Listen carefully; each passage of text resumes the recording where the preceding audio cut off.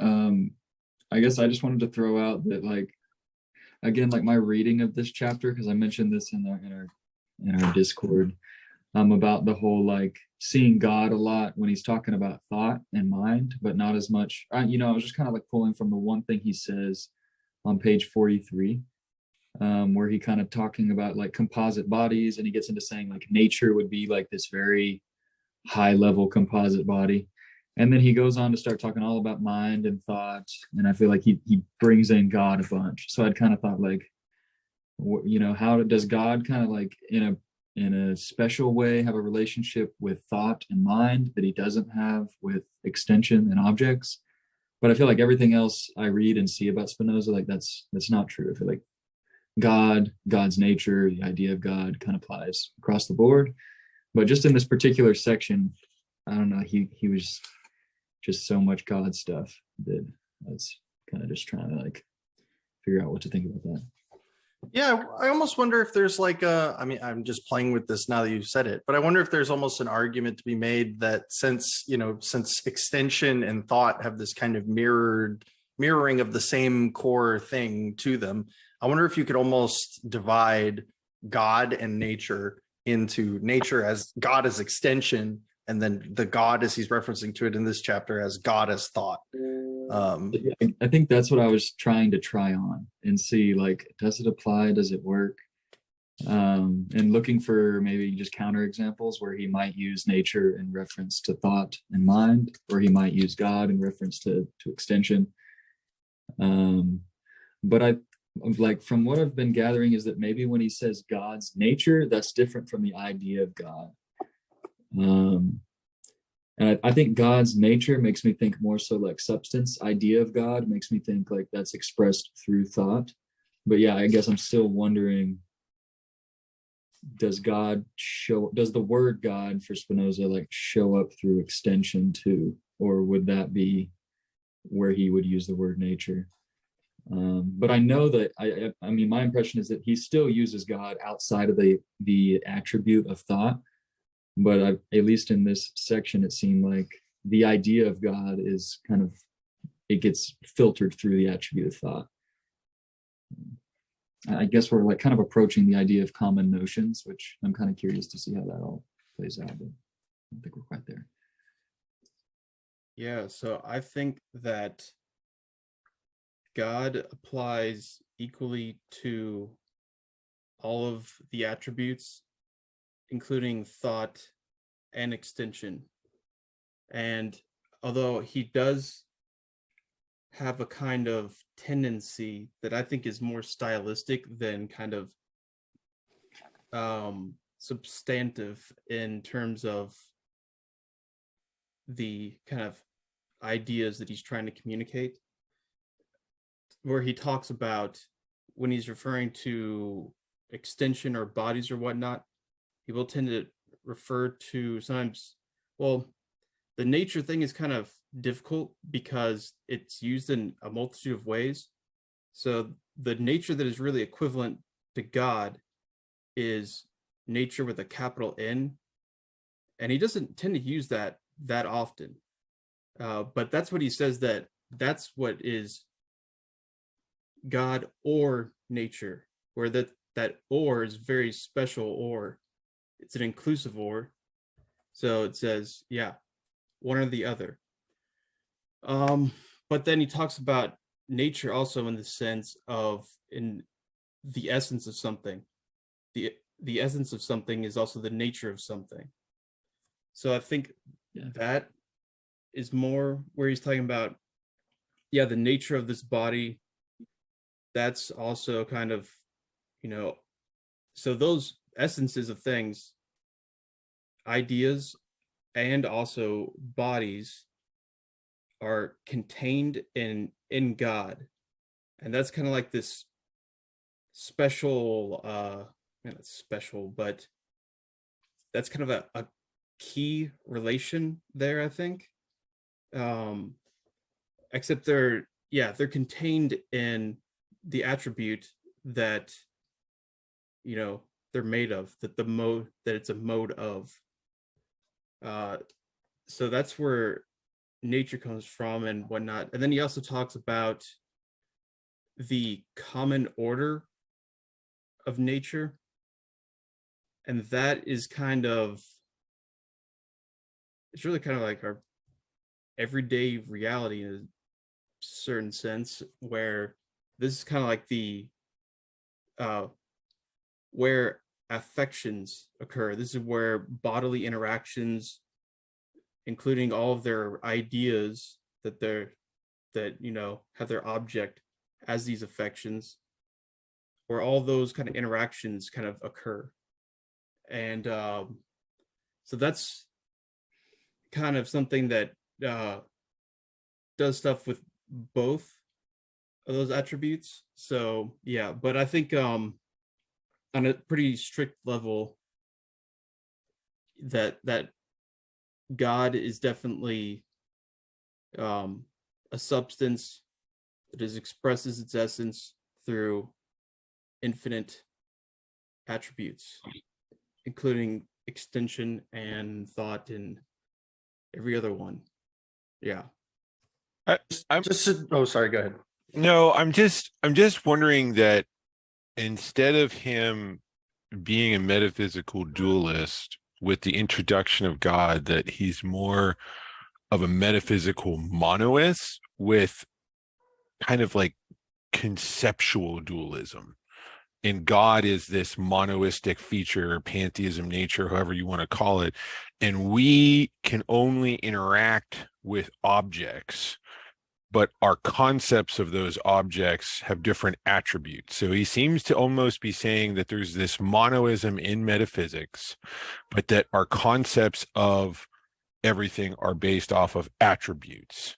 So it's like he's saying that extension and thinking are equally real, but they're there's different features we're observing in that aspect with him. Like there's they're almost treated, what's the word I'm looking for, symmetrically. There's this over encompassing monoism in God, but our ideas are our ideas are of the mental, or we think are mental, are really based off of the physical. And our conceptual dualism is that it kind of like, there's another word I'm looking, almost like conceptual pluralists. Like we have ideas based on objects with attributes. And then he almost seems to suggest that we have ideas that are built on ideas that don't need those objects to be present.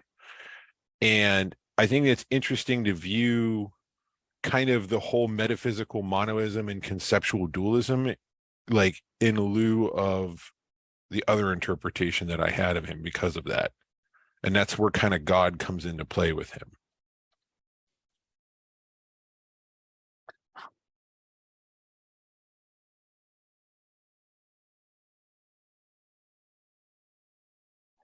So if I understand what Spinoza is saying, there's, like you said, it's a ontological monism in that there's just one substance, but then this one substance has an infinite number of attributes, two of which are extension and thought. And then I think Chase affirmed this last time, but the entire infinity of attributes all express the same necessity, the necessity of the nature of God, so that the two that we are aware of, extension and mind or thought, they run exactly parallel to them, because they are both expressions of the same necessary outflowing of the nature of God.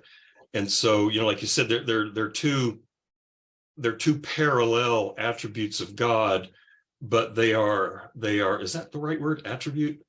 Right. Okay. They're two attributes of God, but it's ontological monism in that they're both expressions of the one substance. Is that right, Chase? Yeah, I definitely think so. Yeah, it's complex, the way that he thinks of how ideas can kind of go through all these permutations of kind of, they can have these reflexive,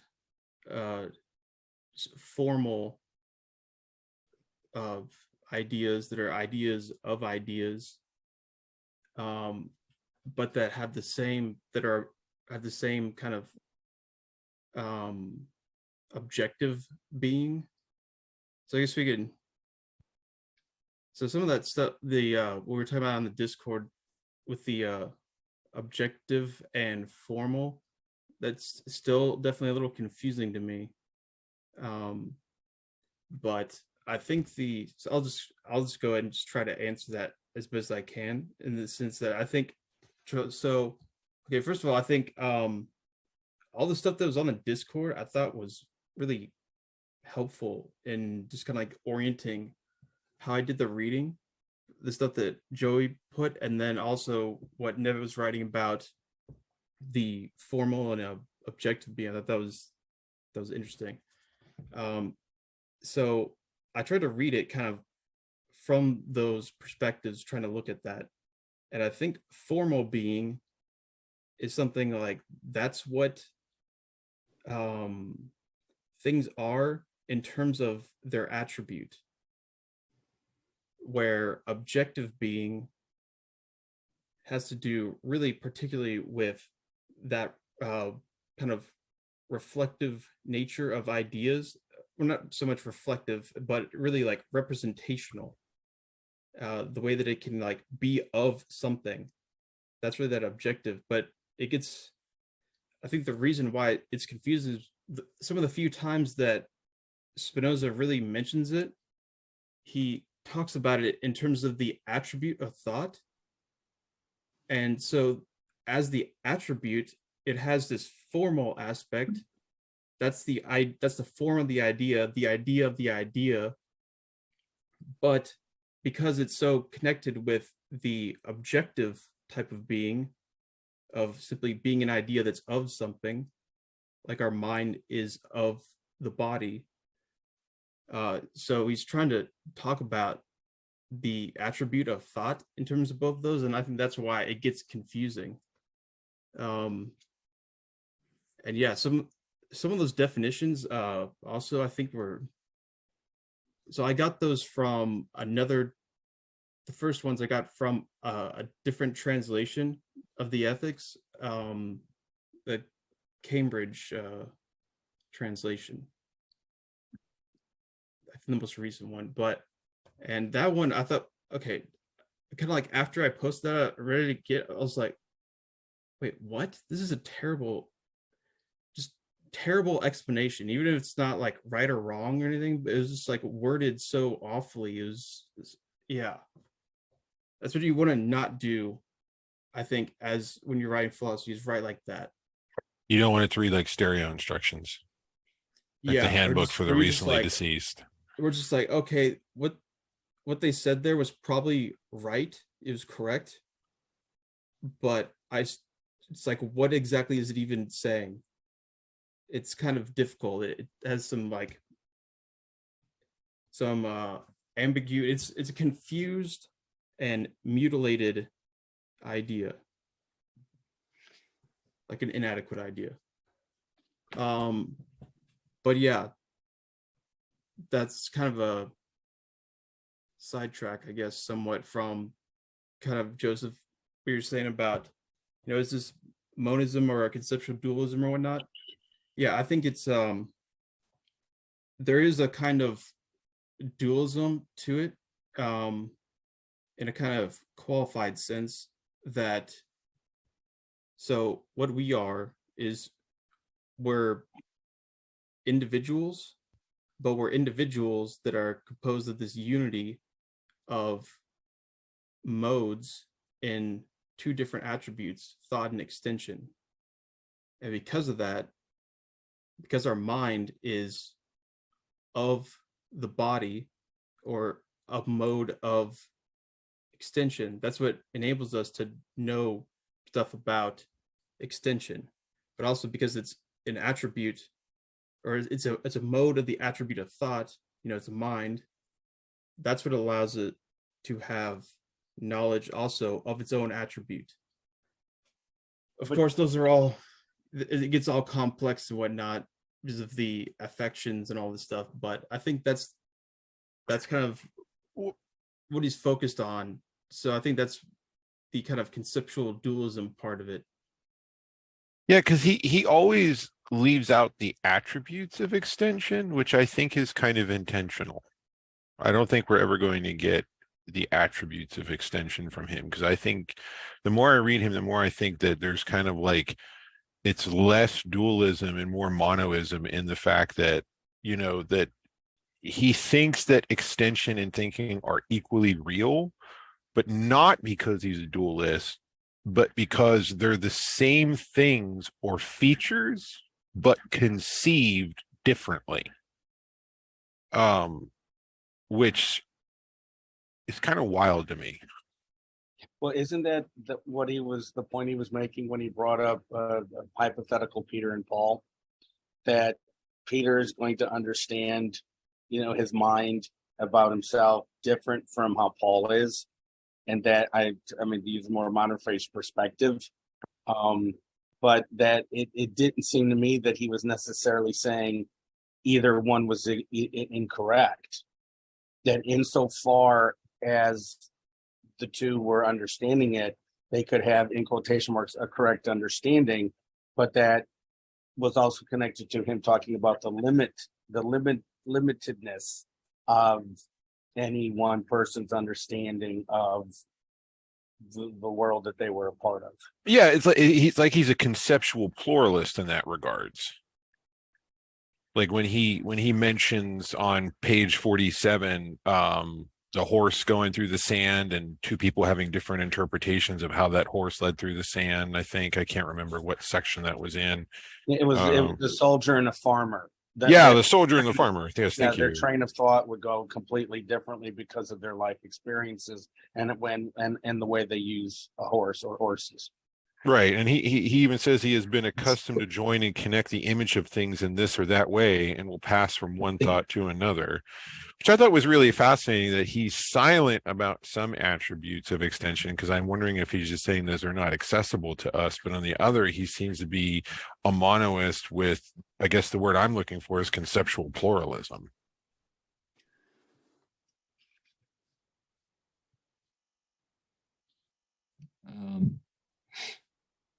Well, you put your hair up, Joey. This is serious. I think, yeah, I mean, I was about to just jump on that page 47 thought, but I think I might be taking us in a different direction, so I don't know if there's more to be said about where y'all are at. So I'm withholding.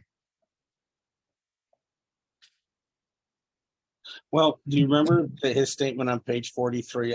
If this is not applicable, please, Joey or anybody else jump in. But it's the statement on page 43 where he says the whole nature is one individual whose parts, that is, all bodies, vary in infinite ways without any change of the whole individual.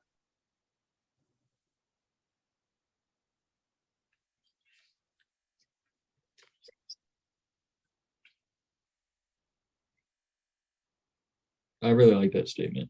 Yeah, I mean, that made sense to me of just given what we hear about Spinoza as somebody who kind of is inviting us to kind of think of this almost like organism of nature. And I finally got around to watching one of those videos Chase shared with us when we started our seminar a few weeks ago. I love Chase's videos. It was the 40-minute one by Esoterica, and it was basically Spinoza, like atheist or mysticism. But he talked about like the kind of reception of Spinoza, like in the 1600s, 1700s, 1800s, and like they went through like, oh, Spinoza as like mystic, Spinoza as atheist, Spinoza as vitalist, Spinoza as romantic. But it was just interesting to see kind of that historical development of people being like he's an absolute atheist, nihilism, like this is bad, and then like he gets taken up apparently by like French thinkers and made into this like vitalist. And it's like he kind of showed how those French thinkers really applied that biological lens to them. And I feel like you see that kind of show up here, where he talks about the whole individual as nature, which kind of is like composed by everything.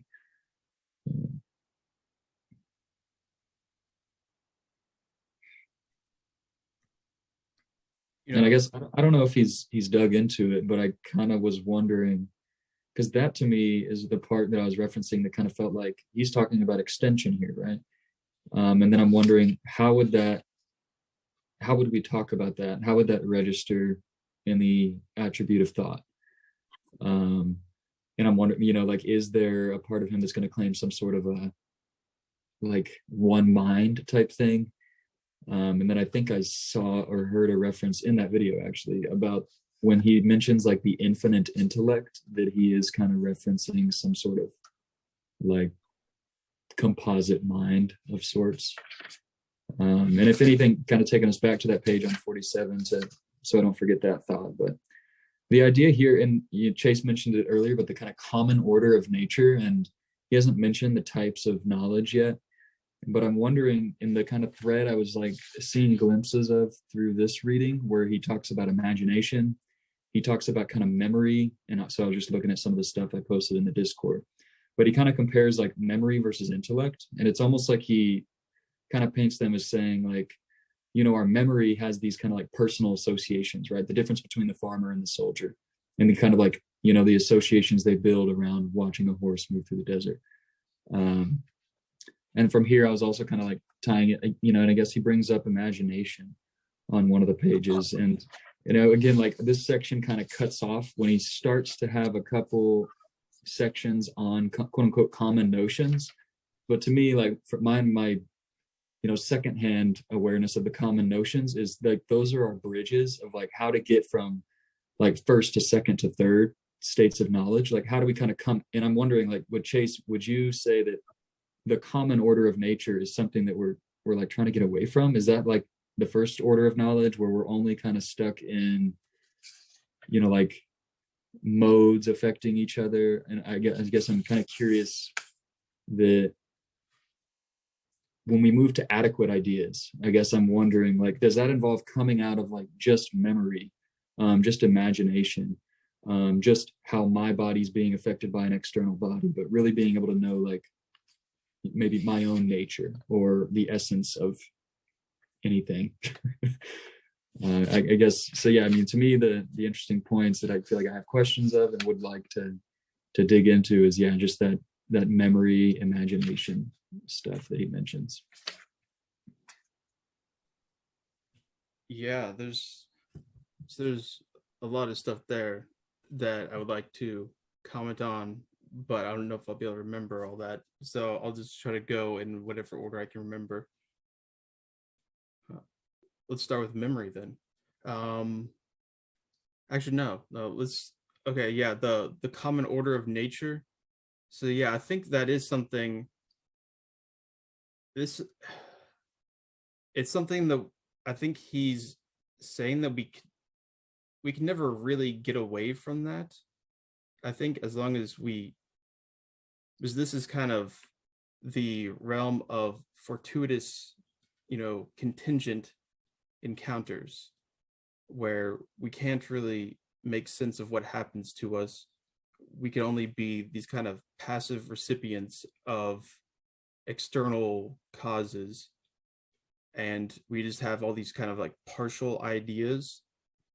But the thing is, the whole kind of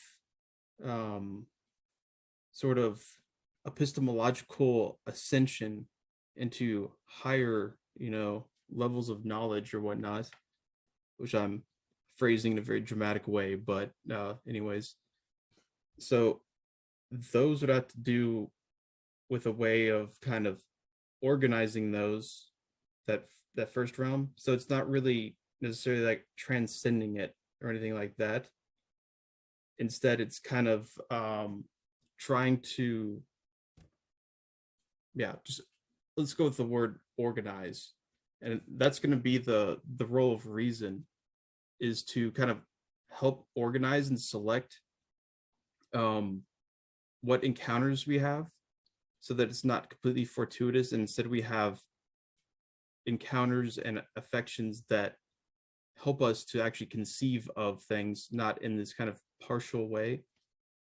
And it's the same thing kind of with imagination and memory and whatnot, where, you know, the bad way, or bad, yeah, whatever, the inadequate way of doing imagination is to think that the sun is, you know, 200 feet away, because you have the perception of it. Where, you know, the adequate conception is to understand, you know, why we perceive it in this way. And yet, you know, so you don't take it at face value, which is kind of the inadequate way.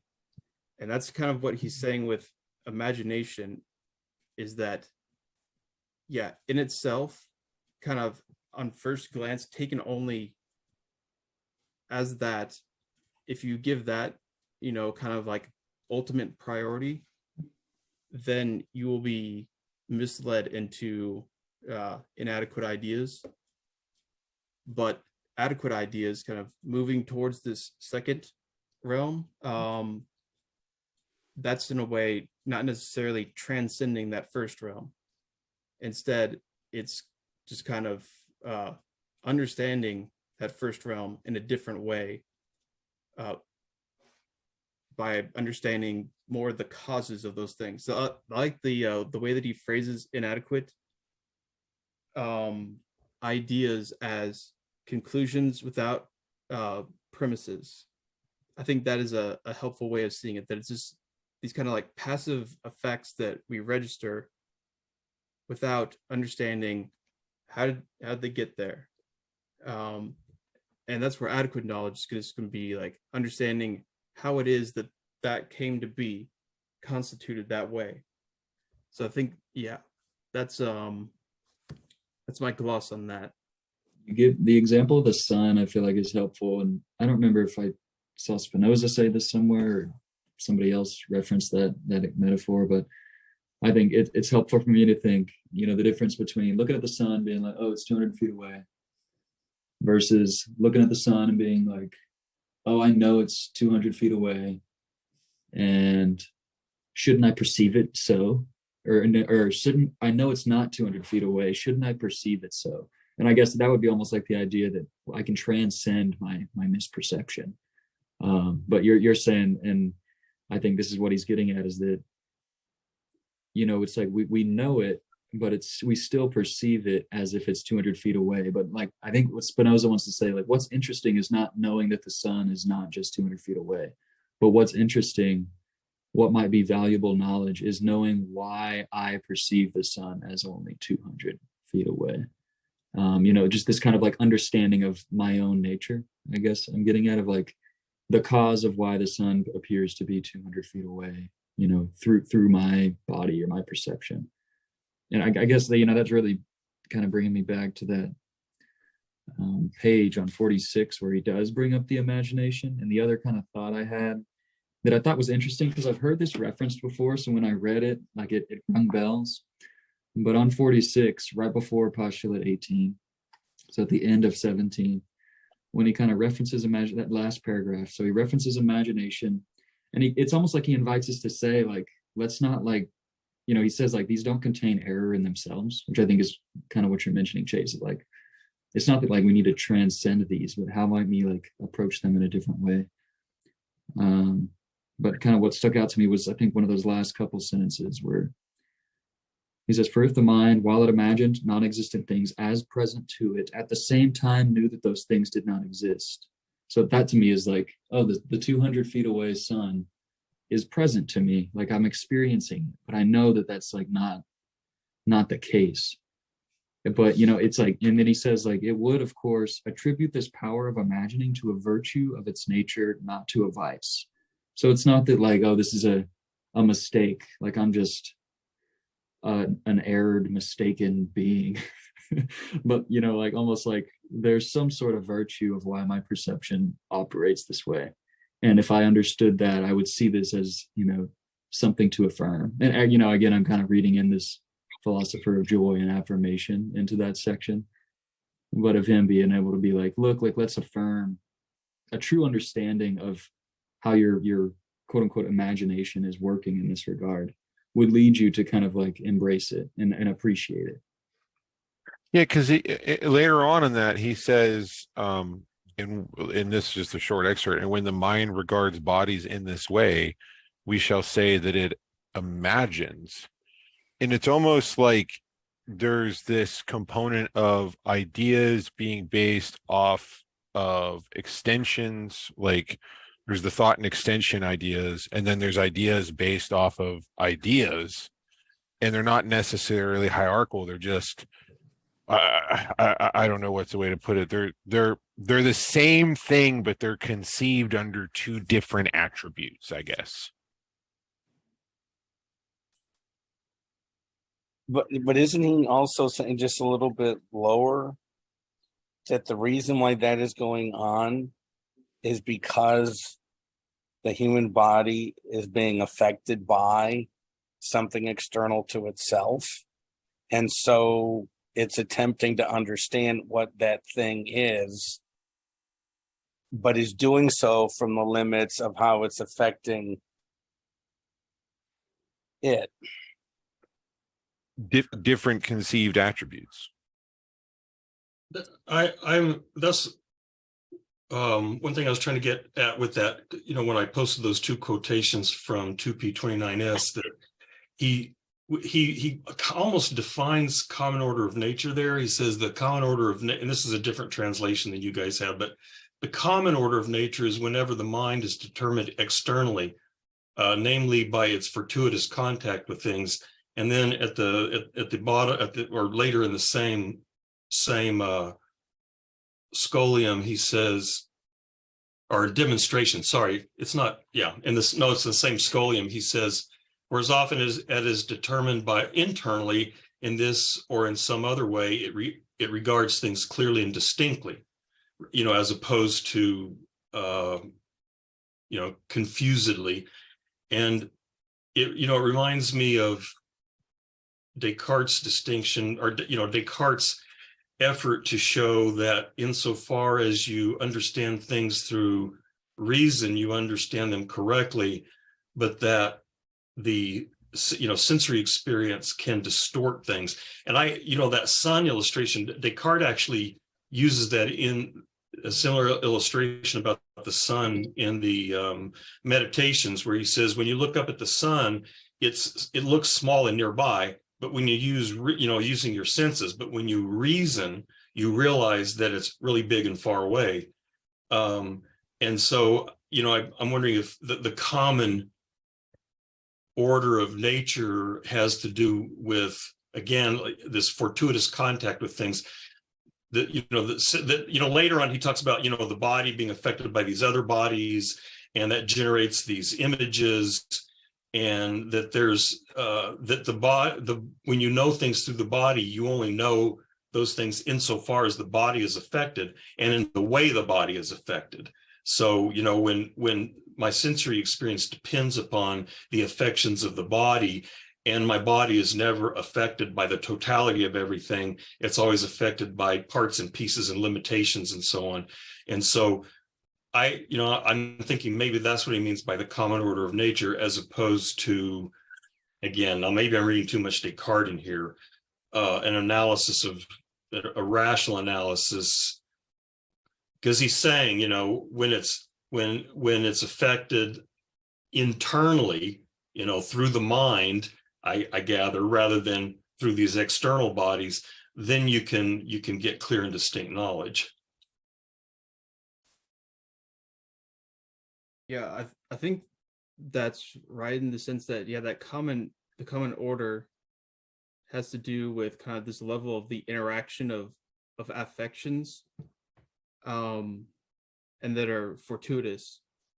And then the role of reason is going to be to understand things enough where they're no longer fortuitous or contingent, because remember he says that contingency is an aspect of the kind of like a defect of our partial kind of perspectives. And So that's reason is gonna work in a way of kind of organizing those things where they're not fortuitous. Although, so this is one thing I noticed when I was reading that I did not grasp before, and that I thought was very cleverly done, is so in proposition 28 and also in 29, where he's talking about how the human mind doesn't in itself know itself or its object, the body. This seemed to me to be, or it does not have clear and distinct ideas of itself in itself. That seemed to me to be very much a argument against Descartes using his own criteria, at least nominally, of clear and distinct. And I thought that was very interesting because, Descartes, what does he do to get knowledge of the mind? He plugs his ears full of wax. He puts his like blindfold on in his his nightie, and sits in his chair by the fire and tries to like isolate all sensory input and whatnot. And that's what Spinoza is saying, like, you're an idiot. Like, just stop, Descartes. Come on, Rene. Which there's a connection with the idea of the idiot and Descartes, but maybe we can get into that later. Yeah, because it almost seems like he's saying that you have to, and I put this in the chat, you have to first know the body, and then on the basis of that knowledge, then you can know the mind. So it's less epistemic, direct epistemic access, and more epistemic symmetry. Yeah, I think that's a good way to explain it. Although I would just add that I think it goes both ways, and that so you can, by knowing the body, you can kind of also understand, that's how you can understand the mind better, but also kind of vice versa. I was confused by that element. I kind of got the impression that he was going in that direction, and then it kind of threw me off. I think maybe it's on page 49, where I feel like I was reading him as saying maybe the opposite of what y'all are saying, where he says that, or I guess that maybe goes in line with what you're saying, but I see the P23, the mind does not know itself except insofar as it perceives the ideas of the affections of the body. Yeah, but then so that's kind of like how it's mediated. The human mind does not involve adequate knowledge of the parts composing the human body. I guess, like, to me, that's, I guess, and I was kind of reading, like, this idea of, like, you get to know the mind by looking at the kind of opposite side, like the other attribute. But I feel like there were other elements that made me think, like, he gets it saying, like, this leaves us only in the common order of nature. It's kind of like we're just looking at the affections between the body and external things, and this isn't maybe like adequate knowledge. Plot twist, it's the body without organs all along. Ha ha ha. Oh god, don't get me started on that. Sorry. Okay, this okay, now I guess I will get started on it. I'm sorry. Okay, my kind of thesis here is that, so the Lemata 1 in the separate section on bodies, I think bodies are distinguished from one another by reason of motion and rest, speed and slowness, and not by reason of substance. I think you can basically extract almost the entirety of Deleuze's philosophy from this one Lemata. Or maybe if I want to expand it, it'd be the one that I gave the translation of, the definition of composite body, which I think Curly absolutely butchers by specifically I'll just say the part in there that I really don't like is that he leaves out, so Spinoza, okay, what are things? What is this individual, these bodies, all these stuff? What is it? He says that these things are distinguished by, these kind of connections of motion. What page number are you on? So I'm using this different version, so I don't know the page numbers, but it's What is it? Is there a proposition number that it's associated with? That you it's in the separate section. So it's in proposition 13, but a few pages in. Kind of, and this is it's like axiom 2, something like that. Yeah. Is it Maybe like the somebody double else prime, can or is it? figure out the actual page number.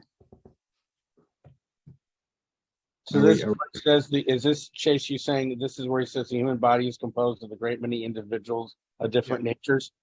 Okay, Mm-hmm. Yeah. What So is that? that's page 44 for this one. Top of page 44. Go ahead. I'm sorry. yeah. So it's the part that I disagree with Curly's translation is that Spinoza used the term ratio, like ratio, and he translates that as manner, which isn't. Yeah, you can get that, but that I think is a terrible translation choice. You have to preserve what is specific about that, especially when you're talking about degrees of different speed and whatnot that communicate their motions. It's not about the manner, it's about the ratio between those. It's about the relation between those. And what is also he translates this one word inwicium as fixed, I guess. I don't even know where you can get that word from. There's no, but that means mutual, reciprocal. And he kind of instead says to each other, they communicate their emotions to each other in a certain fixed manner.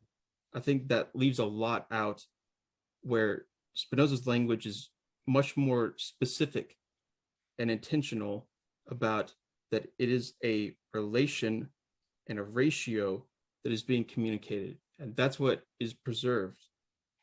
That's what makes something, but it is this differential relation between different rates of speed. And that's what gives things the ability. That's what you can build kind of other bodies with by having the same kind of resonant speed as them, by coming into a resonance with that same relation or ratio. I think that is important and completely lost in this stupid translation. Okay. And I think also, to go back to Joseph's point about the biothet organs, this right here that's basically the biothet organs. I think, yeah. What that okay, so another interesting thing I've learned. So these all these kind of like laws of the body and whatnot. So a lot of people, they kind of scholars, I guess, or they interpret it as he's just taking Cartesian laws about the body, which preserves mass, and that in fact is definitely not what is occurring, because what is preserved is not mass. In fact, it's a relation, because Descartes, bodies are substances for him. They're distinguished by substance. It's mass. That's what is preserved. Instead, Spinoza does not, there's only one substance. Bodies are modes of substance. That's why it's a relation. So I think that is very important. Why it's not a substance, why a body's not a substance. And that translation and also the reading of it is just like, oh, he's just doing what Descartes did. Both of those obscure what is really unique about this. But so one thing I've learned is, so Leibniz, the other guy who invented calculus. Mhm. So he apparently met with Spinoza and gave different versions based off of his own politicking, Leibniz's politicking of what occurred. In some cases, saying basically it was an accident when he was trying to kind of disavow Spinoza's philosophy, which was atheistic. But other times before that, where he kind of seems to actually give some content about what they talked about, he said that he told Spinoza about how Descartes' laws of motion and whatnot are wrong, and demonstrated very thoroughly why. And I think that's also interesting because this account of different relations of speed, different degrees of relation of speed, that sounds a lot like differential calculus to me. Kind of interesting. So he seems to have a notion like that going on kind of at the heart of what a body is. And then that's kind of like extrapolated up from there as the point that it's built on, where you had this kind of, relational overflow from there. Yeah, I think that is quite interesting. And so also, I'll go back to my other point on Descartes. Yeah, that's why, yeah, the mind, though, just kind of considered in its own, sealed off from all of its affections, it can't understand itself. And that's exactly where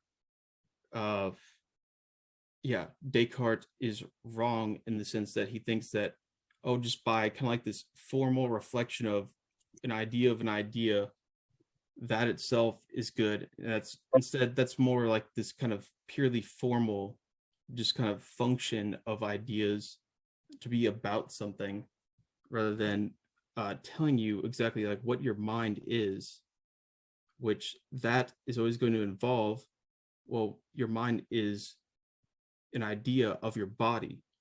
And also because the mind is like the body. So the body, it has these simple bodies, which seem to be kind of like these differential relations of speed and slowness, in this kind of consistency of motion, that then form these complex individuals, which form even more complex individuals and even more complex individuals. And that's what eventually gives you kind of like a body, in the kind of human sense of like, we're a organism, a highly complex body. But you see, that's also what our mind is, the same way. It also is composed of, once again, these kind of differential relations of speed, and then, complex parts kind of synced together in motion, and those also kind of more and more complex parts. So that, I think, is very interesting to see how that kind of complexity of the mind is already inherent within it. And that's also why it doesn't just simply know itself by like performing one idea of an idea, because it's composed of, an insane amount of complexity of ideas.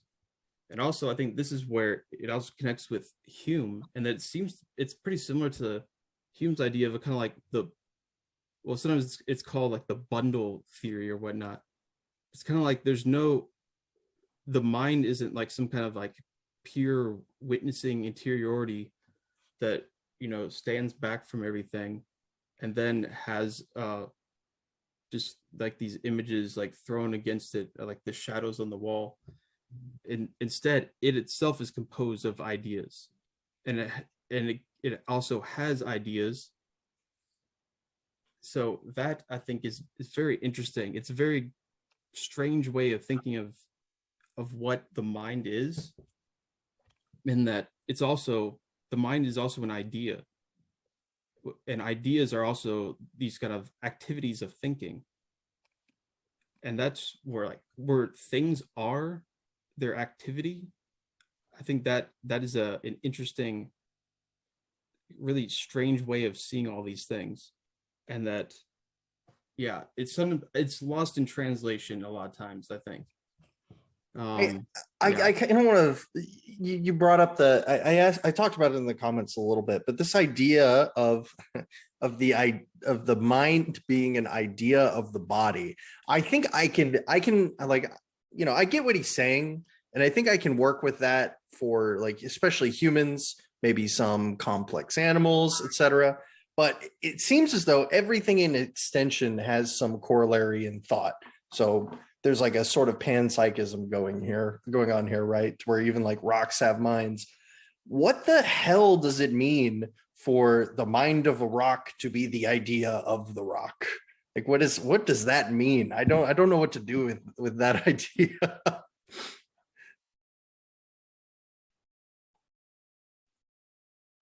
Yeah, so I'm kind of tempted to give a kind of Whitehead version of that and say that a rock isn't really a kind of integrated organism. Instead, it's an aggregation of things, and therefore it's only a part of a larger kind of organism, but it itself isn't kind of conscious of itself. Instead, it's the part of those things. What's the word he uses? Like, so there's kind of like atoms of experience that are things, but then those are also placed in societies, which are like organisms that are actually have like an integrated sort of second order awareness, kind of. But yeah, I think it comes down to kind of like degrees of complexity and whatnot in terms of their order. Where, yeah, a rock, because it is so just kind of homogeneous, and it has this, okay, so things are distinguished by their relations of speed and slowness, motion and rest. So a rock, it's got its own particular, rhythm to it. But because it's such a simple rhythm, in one way that helps it preserve, I think, its nature to a certain degree, that it's just kind of, pretty much at equilibrium like that. But then part of it, because it has no real differentiation, no complexity really, on the level that kind of like a human, say, would have differential complexity that enables it to do different things.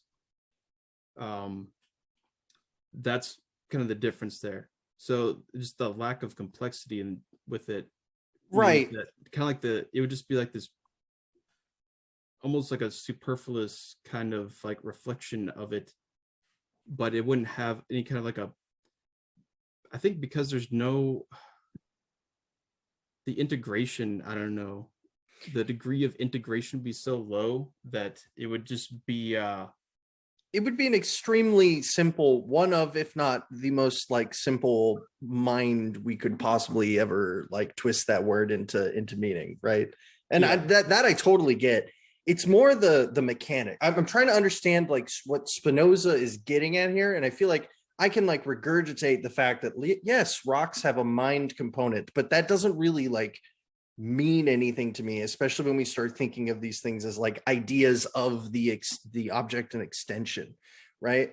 So like I don't want to like take up too much time on this point. Maybe other people are struggling with this too, or I'm making a mountain out of a molehill. But like I was saying earlier, the thing, I think I can twist my head enough to be like, okay, yeah, the mind is this idea of the body. I don't think that's very hard for me. I don't think animals are very hard for me. I don't even think like a worm. I think I could work with that.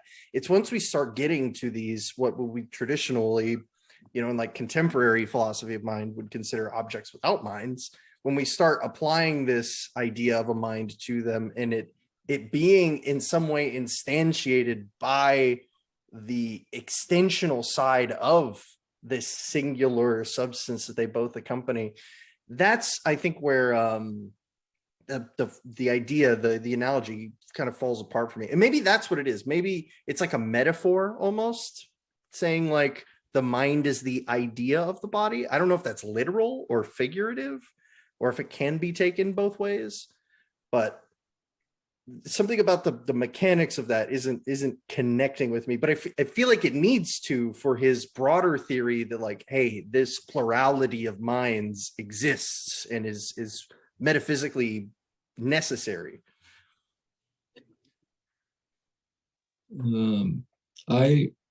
My thoughts around that are maybe reaching back to, I guess, kind of like maybe, yeah, like what we're understanding by mind, like what mind is capable of.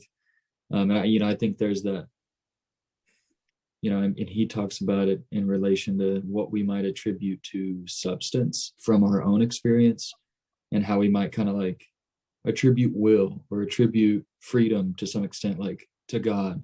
And I think, on that same lines, like how the temptation to kind of apply mind to a rock in a way that it would look similar to kind of some of the, you might say, inadequate ideas of our mind we might be applying to a rock. And I think maybe first, maybe my question would be like, do we have an adequate idea of mind? And maybe the like arriving or developing of the quote unquote adequate idea of a mind would start to make sense how it might apply to a rock. And I like another thought I had, and Joseph said this earlier in the chat. And again, like I've kind of like seen this in secondary sources, but I haven't seen it in the text. And I'm wondering if, Joseph, you did see it in the text, but you said something about the identity of intellect and will.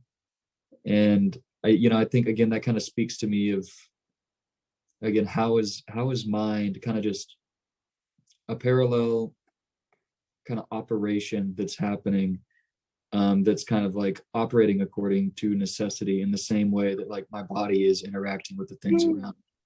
And the idea being like mind as it shows up in a rock is not necessarily going to be what I think, when we think like free will, for instance, I'm not sure, like when you think of mind and yourself, and then you're like, it's easy for me to imagine in a worm, but not a rock. Like I'm wondering, like what is being carried to the worm that feels like, okay, like this is what's happening in the mind of a worm.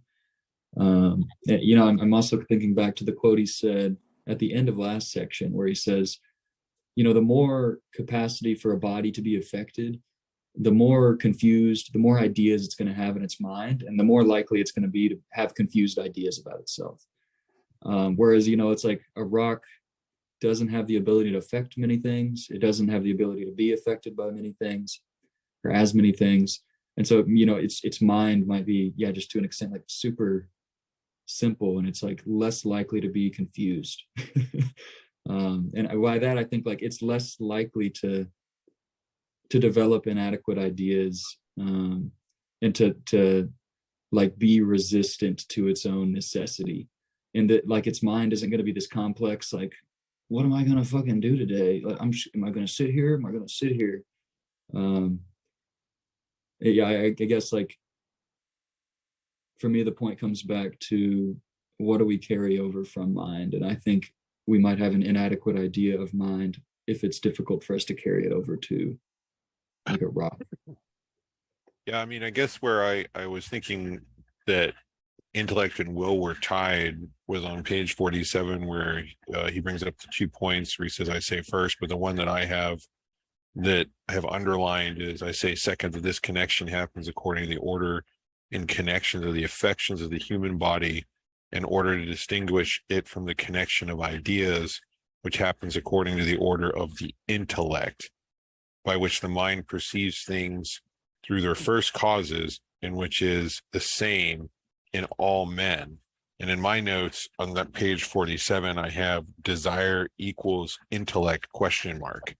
Which was what I was wondering, if he was making a jump between this kind of conceptual plurality that is linking the intellect, or what I consider the will, and desire.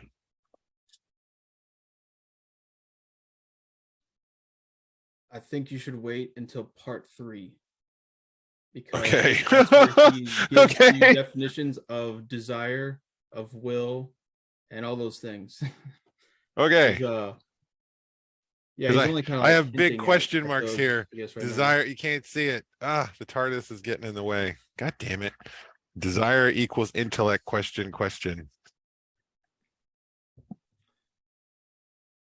Yes. So Page 47, I say second with this I'm tempted connection. to kind of like give the definition of desire that he has, but really it's not. I think that would be taking it out of context, so I'm not even going to do that. So I'm just going to say, you gotta wait for the sequel to part 2, which is I guess Okay. the Trinity of it. Yeah. I Yeah. think So part of it. Oh, I'm sorry. Go ahead, Chase. no, go ahead, Ed. Well, I was just responding to something Christian said, and this is like the second time I'm getting a sense of Hobbes, because when Christian says in the chat, where is the mechanical necessity for the second attribute thought that then demands rocks have minds?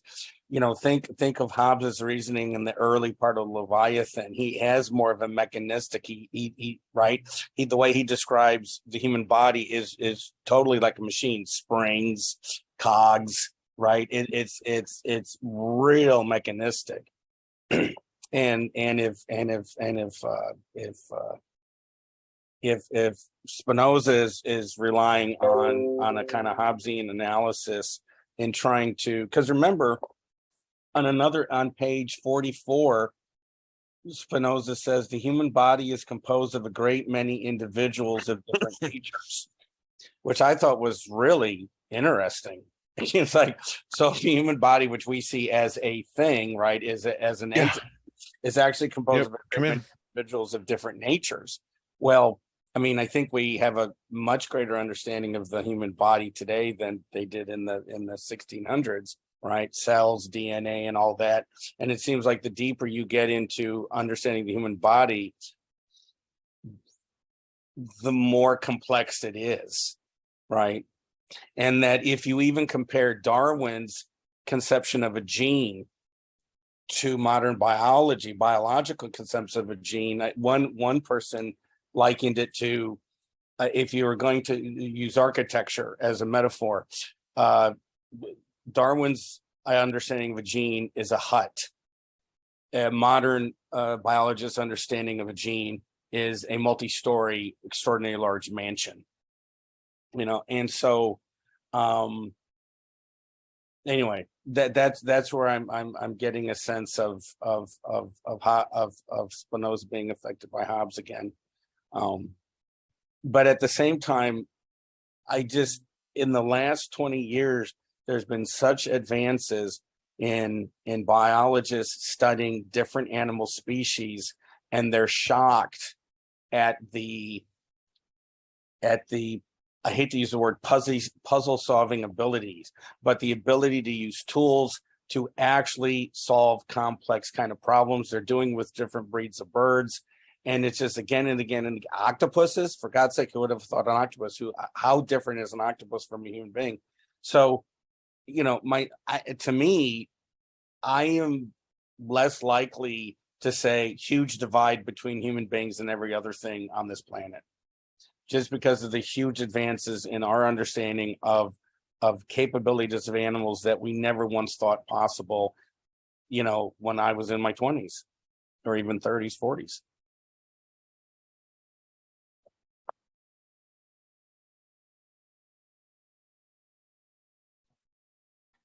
Yeah, you know, one thing I was thinking about when reading this was kind of the account of the way that perception works through these affections that are embodied, and that also have this kind of interactive relational aspect to them. I was thinking that this is pretty similar to a lot of these more recent kind of trends in a kind of like biologically kind of synchronized account of phenomenology.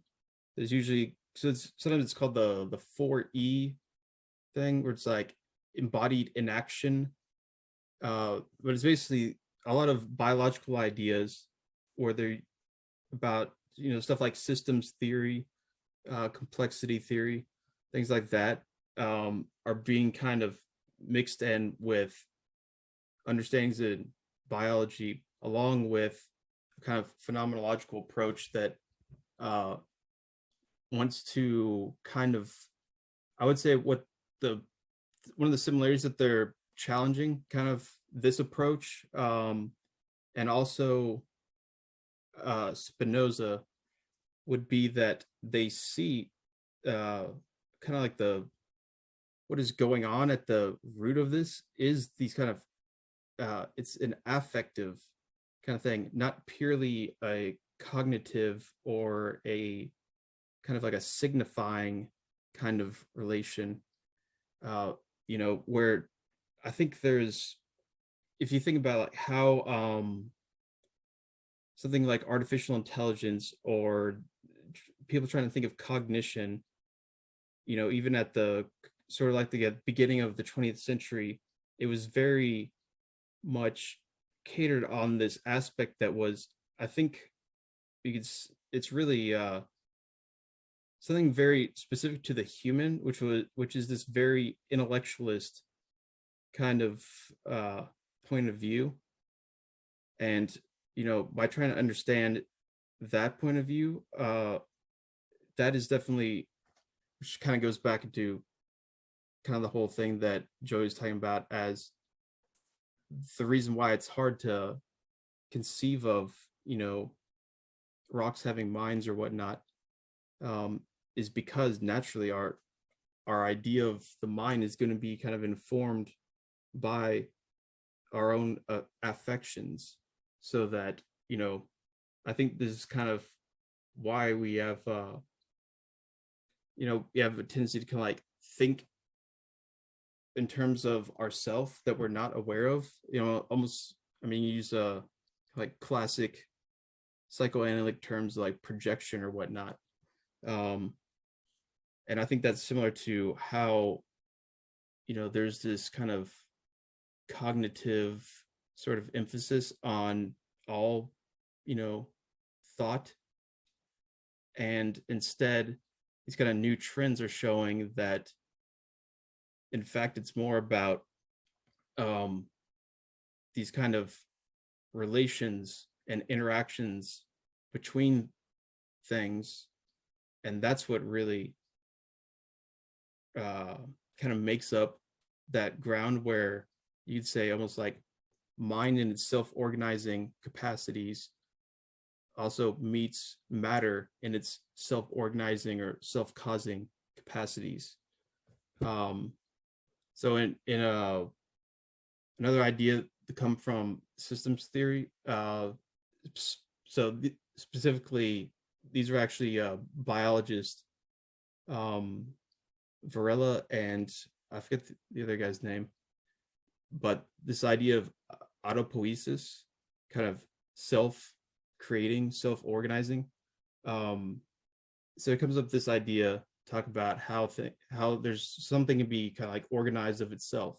I think that's very similar and can give a kind of a hint of, I think, where Spinoza is going, and especially and where he will go also in terms of talking about. That's pretty similar to, I think, what will eventually be his idea about the conatus, but we'll get there eventually, maybe, hopefully. Yeah, Evan Thompson. Yeah, that's exactly what I'm thinking of. I think there's a lot of similarities with that, and I think that idea of also what Ed was saying about just in general, like the we think that we're going to eventually hit some kind of atom and just like, oh, we got it, we understand it, but instead what we're seeing is like, as far as we can go, it just shows more and more complexity.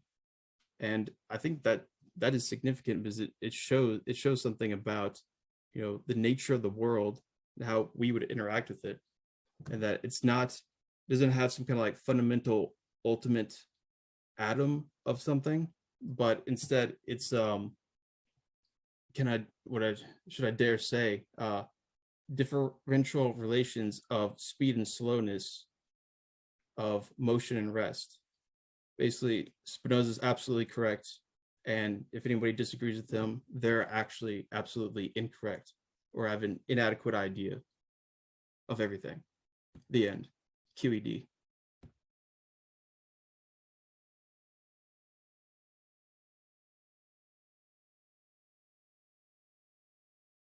I've got another low IQ question for you that's been twisting my brain. If anybody doesn't have anything.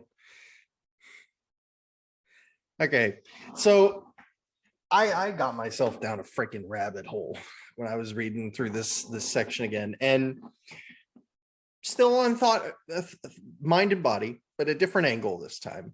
I'm trying. I searched, I scoured, I read, and I reread. So maybe this will be as easy as you missed it in this spot, dummy. But where is the subject in Spinoza's mind and body? Where is the I? Where is me? Am I the body? Am I the mind? Am I neither? Am I both? What am I? Who am I? If I had to guess, I would think he's a process ontologist. Yeah, people have argued that. But okay, so I think the thing is, who you are is exactly what he says the individual is. So what really constitutes singular things is that relation of speed and slowness, motion and rest.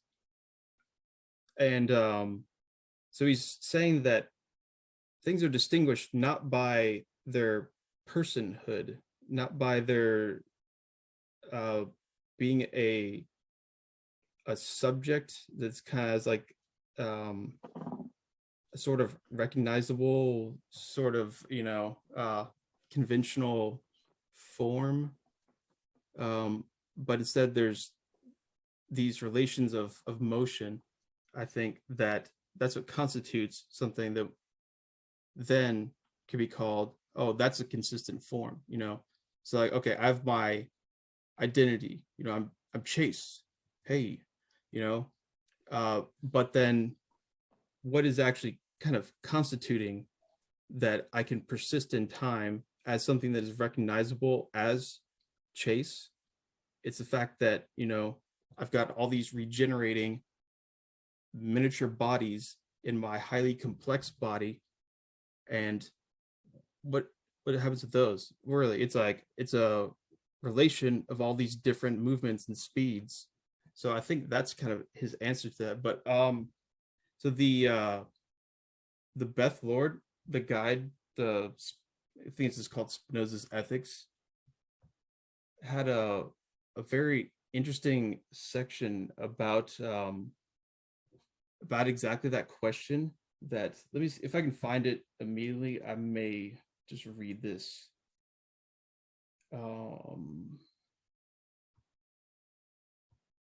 Okay. And just to clarify real quick, the identity thing is really interesting, but I should have been more specific. My question is really about like when I am in this imminent experiential process, am I mind? Is this my mind going through this imminent experiential process, or is it my body, or is it both, or is it neither? Sorry, go ahead. I think I would probably say both and neither. That is wild to me. Okay. Sorry, go ahead. I won't interrupt you anymore. I think he would say that it's not about what is said when it comes to mind and body specifically, but how it is said, even though conceptually they're the same thing. Yeah. Which is why I would kind of qualify that. And there's in as much as, where it's both, and then there's a in as much as, or insofar as both, insofar as. Oh, you said it. You said it. Yeah. It's a great way of phrasing things. Okay, so I'm just gonna, when I already talked it up, I'm just gonna read this part real quick. I think it's pretty short. I do have to bow out, so I'm sorry. 7:30 is my cutoff time, so I'll listen to this part and then go. So just wanted to say that before you read it and discussion went. I'm sorry. I appreciate it. Bye. Okay. All right. So So first it talks about, okay, yeah, how are things distinguished? How are bodies distinguished? Different rates of motion and rest. And she gives the example of someone in a wheelchair, that it can be like they're one individual connected.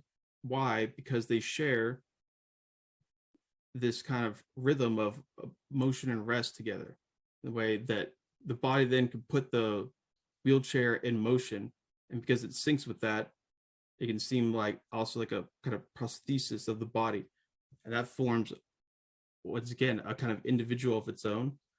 So it talks about that, blah blah.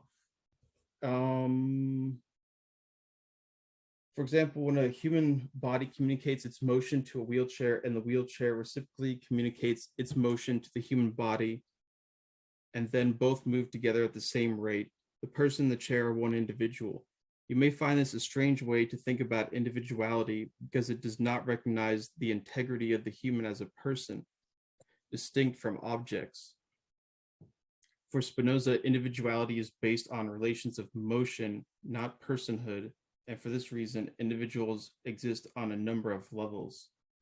Certainly, the human body in this example is an individual in its own right, and so is the wheelchair, but when the human and the wheelchair communicate their motion to one another in a certain fixed manner, in quotations, they form a bigger composite individual that moves as one.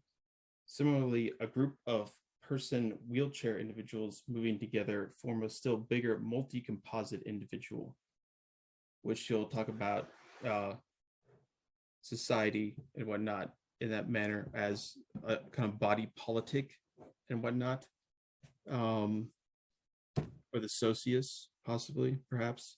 So yeah, that probably doesn't answer your question exactly, Christian, because I think you were talking about more specifically about where kind of like mind as the sort of individuated, or the subject as the individuated sort of mode of mind would be in that. And I think he would say that, okay, yeah, your mind is just the idea of your body. So this is just kind of back to square one almost. I think my own kind of like tendencies to of how I interpret Spinoza would want to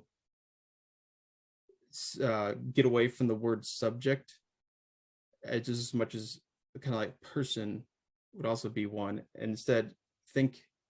So I think it's almost something far stranger than that, and I think he wants to, in some way, kind of challenge those conventional ways, I think, that we think of ourselves as, they instead there's these interactions kind of going on, and we understand the kind of the whole chain of the interaction. That's what kind of what we really are. And instead the subject, this is this like kind of like conscious ego sort of thing. I think he will kind of explain that a little more. I think that has to do with, consciousness is this, once again, another kind of like idea of an idea, which, so I looked that up a little bit, and he actually doesn't specify that in a really clear way. Instead, it's kind of just inferred from the fact that he's talking, when he talks about consciousness, he talks about ideas of ideas. So I remember somebody asking about that last time. So yeah, probably doesn't answer, but maybe we'll find out, maybe we won't. Yeah.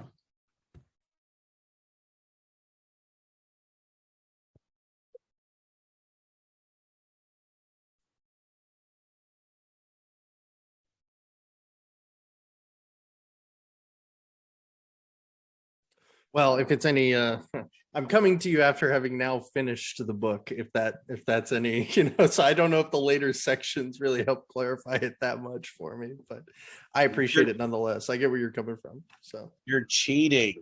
I am cheating. I cheated super hard because I was like, okay, I can't find Spinoza. I'll read your book, and now nobody can tell me I have to finish it. I did. I've never heard anybody have such an attitude. Yeah. Like, I'll show you. I'll read your goddamn book. And I'm going to do it when I want to. You're dead anyway. What are you going to do about it?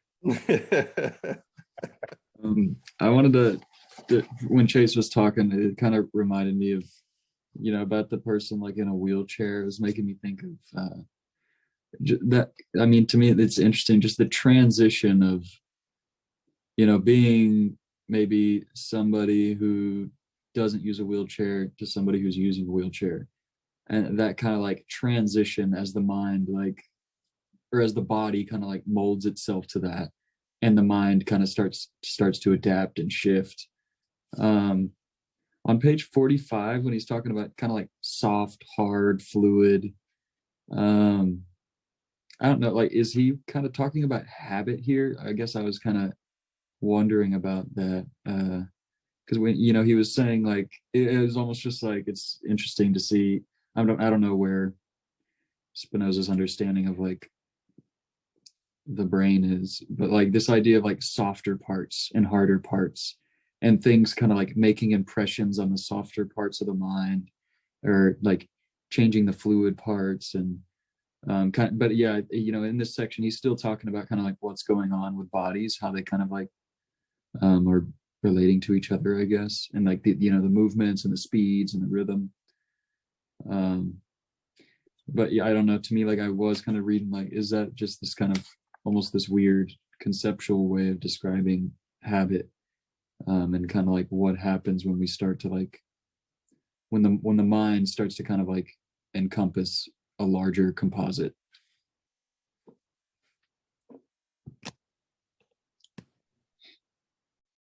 Yeah, so I'll try not to talk too long, because I want to let other people talk and hear what other people have to say. But I think this is one thing that Spinoza does keep from Descartes, is this kind of theory about kind of the mechanics of perception, which this is also in Beth Lord's book, kind of describes that. And this part about the brain is kind of like this soft thing that can retain impressions because it's soft. So when there's enough kind of consistent striking of it being a soft receptive part, that's how it retains those traces of. And so I think that is definitely something that is like it's understanding of kind of like how the brain, obviously learns things through these associations. So, which once again goes into that there's a huge connection. There's at least a conceptual connection with Hume's ideas of the mind. Why doesn't anybody ever talk about this? Seriously, like, I've never, even like Deleuze like wrote his first book on Hume, and I don't recall him ever mentioning that connection or anything about it. It's just like, but so Hume also has this kind of like associationist kind of idea of how the mind works and how habit forms also through imagination.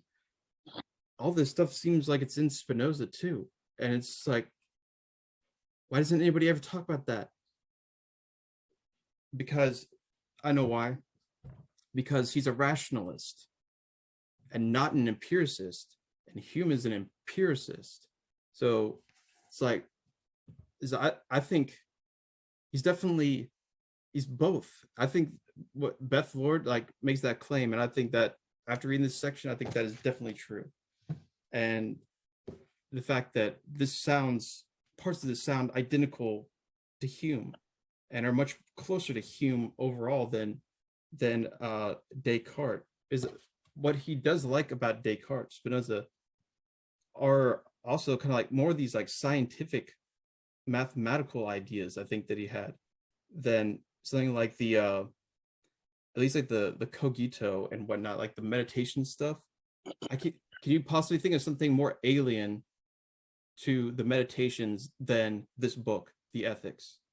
They're just, like the geometric method versus kind of like I'm going to like meditate upon these things and block everything out. Well, to be fair though, the meditations really is a deductive argument. At least that's what Descartes intends it to be. He starts with a certain immediate experience, and then he claims he deduces the consequences. So it does at least have that similarity in that it's a deductive argument. Yeah, definitely agree with that. And I wonder if one reason why maybe people don't make more of the Hume connection is, at least from what I can tell, Hume is anti-metaphysics, at least in the sense that Hume doesn't think you can do metaphysics because all you have access to are the phenomena of consciousness. And so, maybe that's one reason, is because Spinoza is giving a hard metaphysics. You have the substance with attributes, whereas Hume is like, I don't know. I don't know if, and strictly speaking, he doesn't even say there is no self. He just says, I don't have any experience of such a thing. And so why would I posit it? And so he's, Hume is very, very skeptical of any kind of metaphysical claims. And so, like you're right, Hume is an associationist, but what he's describing, Hume is merely describing. He's just describing what happened in the mind. And he's claiming there are these associations of ideas and the mind connects them. But when you ask him, what is that mind that does that? I don't know. All I'm telling you is, if you examine your consciousness, this is what you will observe happening in your consciousness. But he makes no ontological claims or metaphysical claims about the nature of the world or the nature of the mind. It's purely not phenomenological in the like 20th, 21st century sense, but it's a phenomenal explanation of, a phenomenal explanation of consciousness as we experience it. So maybe that's one reason, is because of his metaphysical skepticism, or just maybe, I don't know what the right word is.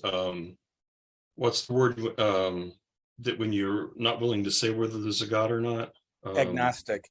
Yeah, sort of metaphysical agnosticism. He's like, I don't know. I mean, there actually are people there are some scholars who read Hume as an idealist, like almost like a Berkeleyan idealist. But I'm in, like, as far as you can get from a Hume scholar. But from what I can tell from when I read the little bit of Hume I've read, he's just like, he just doesn't want to say, he's like, I don't know. I'm agnostic about all this metaphysics stuff. I had a real kind of like barefoot understanding of Joey when Spinoza is talking about hard and soft parts of the body. I thought he was doing something a little bit different from what he had been doing before. And he was, I'm just thinking of skin, blood, bone, that when you think of the human body, the different parts of it are in multiple different real simple ways, very different from each other, right? Cartilage, skin, bone, very different. Our organs are different from what surrounds them.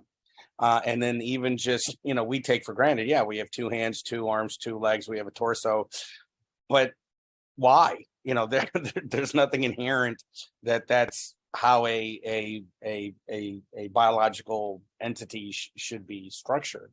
So I just thought he was really looking at it almost like, if I had never seen the human body before, how would I try to describe it, with the different parts that it had? And does that, because of the I hate to use the word nature, but the characteristics of some of these parts, what may that say about then how this entity functions or understands the environment or environments within which it is functioning?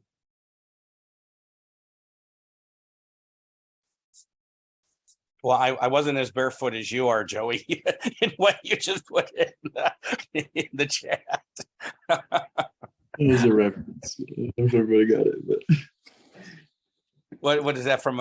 Is that from another philosophical or? I think that's like how Oh, anti-Oedipus. Oedipus. Oh, okay. That was the subtitle? I did not catch that. Okay.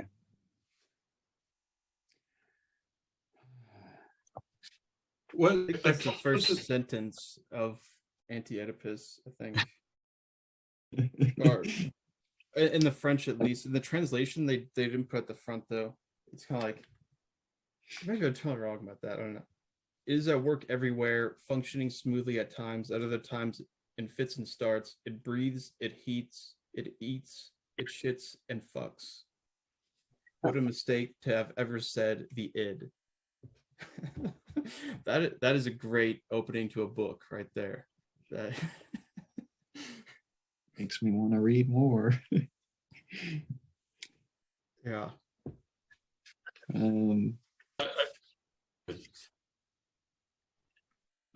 I put this in the chat a long time ago.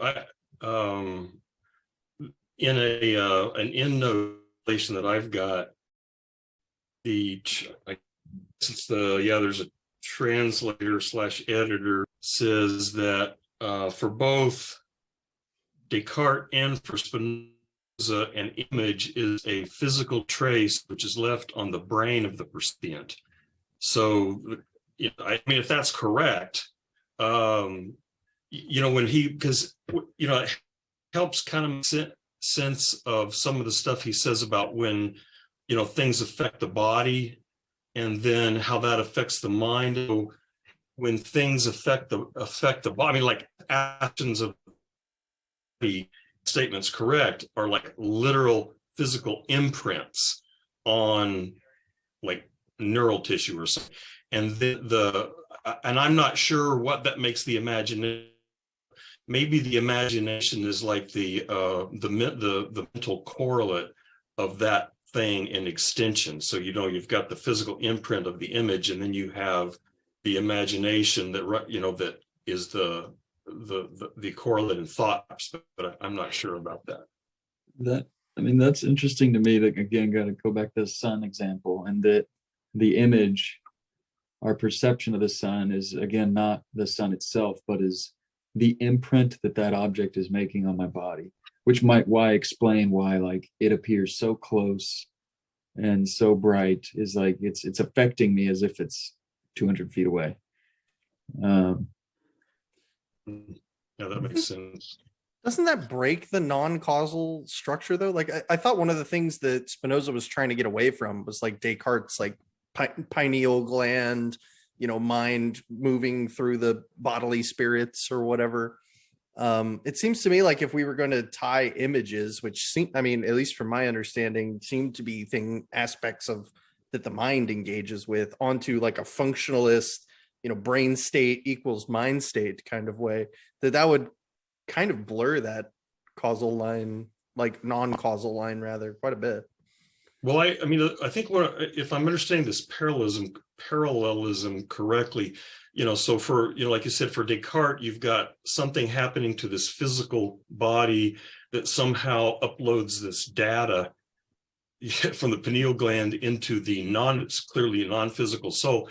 Whereas, for Spinoza, if these are parallel attributes that operate in this kind of necessity out of the nature of God, it's not that there's a causal link between the two. It's that the two are just running in parallel all the time. They just so happen to appear at the same Well, it's time. not just so happen. It's because I'm sorry, that was me being facetious. They necessarily occur at like the same temporal point, but are not causally related to one another. That's right. And the necessity is because they are both, they are operating out of necessary divine laws. And so it's not like, it's not like the later Cartesian occasionalism where, there are these completely different processes that God just makes sure run together. They're like ontologically distinct. They're not ontologically distinct. They are attributes of the same substance, and all the attributes of that substance operate according to necessary laws that are a function of the nature of, the divine nature. And so all these attributes just by necessity, they work all together in this parallel structure. And so, you could say they just happen to be together, but it's, again, they're not ontologically distinct. They're actually attributes of the same substance. I almost wonder, like, Chase, I'm just throwing this out there. Is it better to think about this extension thought split as like not to, like, the way I've been, I can't help it. It's my dirty my empirical brain that wants to like things that I can knock on, that wants me to, like, I just naturally put this primacy on the body, and I've been trying really hard to separate that.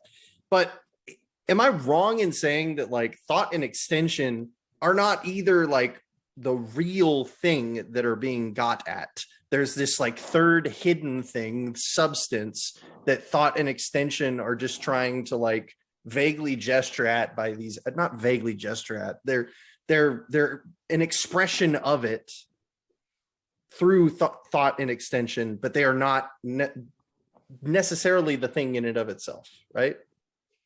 Like, is that a better way of thinking about it? That there's like this third kind of invisible thing that thought and extension are actually pointing at? So I think concerning specifically the relation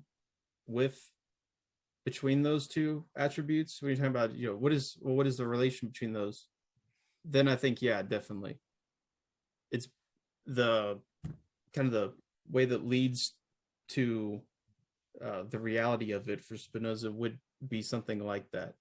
Would be that it points to something else, but then, of course, that something else is both of those things. So it is this, a third thing that is the monistic thing, which is actually everything that is, but then expressed in different ways or comprehended in different ways. But I would say that in terms of kind of like concrete objects or things that we experience, then I would say that that's probably, instead you would want to say that, well, we can still kind of understand those through kind of one attribute at a time, although in the way that we actually would go about doing it, we're going to have to cross over kind of how we, at least for humans, how we actually go about doing this, to have these ideas, of these affections and whatnot. We necessarily have to, participate in both of those, but that we can kind of understand them through a kind of, a logical order, a causal order that corresponds with both. So I guess actually that would be kind of like, yeah, you can look at this like third thing of, the necessary causal logical order of things as this kind of like third thing, and that's what is, expressed in these parallel attributes of thought and extension. Yeah, does that work? I don't know. Yeah, I mean, I don't know. I just feel like maybe that's what I'm missing, is like a reframing where I just like, because I don't even know if saying third thing is accurate. It would almost be like the origin thing that is then just being, it's basically saying the same thing, but it sounds like it would be more faithful to Spinoza to basically say like the object is not, well, objects are, never mind. I'm confusing myself now. Good. I like that. Third thing. Good. I'm sticking with it. I think Chase is listening to this too, but I sent the episodes in our Discord, but it was that like Rev Left Dialectical Deep Dive podcast series. But the guy constantly refers, and he'll refer to it almost like the activity of the universe. And I mean, that makes sense to me to almost think of, when I think of like substance, God, or nature, it's more that kind of like that movement, that process. And again, that might be my kind of process philosophy bias that I kind of throw on top of it, but it makes sense to me to kind of like shift into that mode when we think about, thought and extension, kind of how we personally relate to it, what constitute us. But I guess I'm thinking too, like almost back to what Chase was talking about, like the systems theory, or how kind of composite bodies like come into relation. I guess the whole different speeds and movements. That kind of, it becomes like, I guess, very abstract, it feels like. Here's a bad analogy. I think bad, well, anyway, imagine that you have a big oil slick on the ocean. And if you could somehow imagine the oil slick and the water somehow being a single substance, that's where the analogy fails, because they're not. But the oil is necessarily going to be following the same motions as the water, the wave. So those two are flowing, they're doing the same thing, but they're distinct attributes. So they necessarily run in parallel, but they're not, but they're distinct attributes of this common substance, whatever that, oil water or something. I think something that did stick out to me though, because I said something in Christian when you bring up that point. And yeah, because I think I have that tendency too, to almost see like the body as primary. And even in that language, right? Like, is it invalid for me to describe it in that way of like, oh, the sun does this, it affects my brain, my body, I perceive it as this. And like when we talk, are we always naturally kind of jumping back and forth? And is that something that's like kind of part of like how we think? Or am I like, when I speak, am I just always in the kind of like thought attribute? Like, I guess, like, how do I talk? I mean, like, is anybody following me? Yeah, I mean, it seems like the illusion of, or sorry, I almost dipped super far into other waters, but the subject experience seems to really want to convince us that like this here is the same as whatever's going on here. It wants to really make them seem like they're the same thing.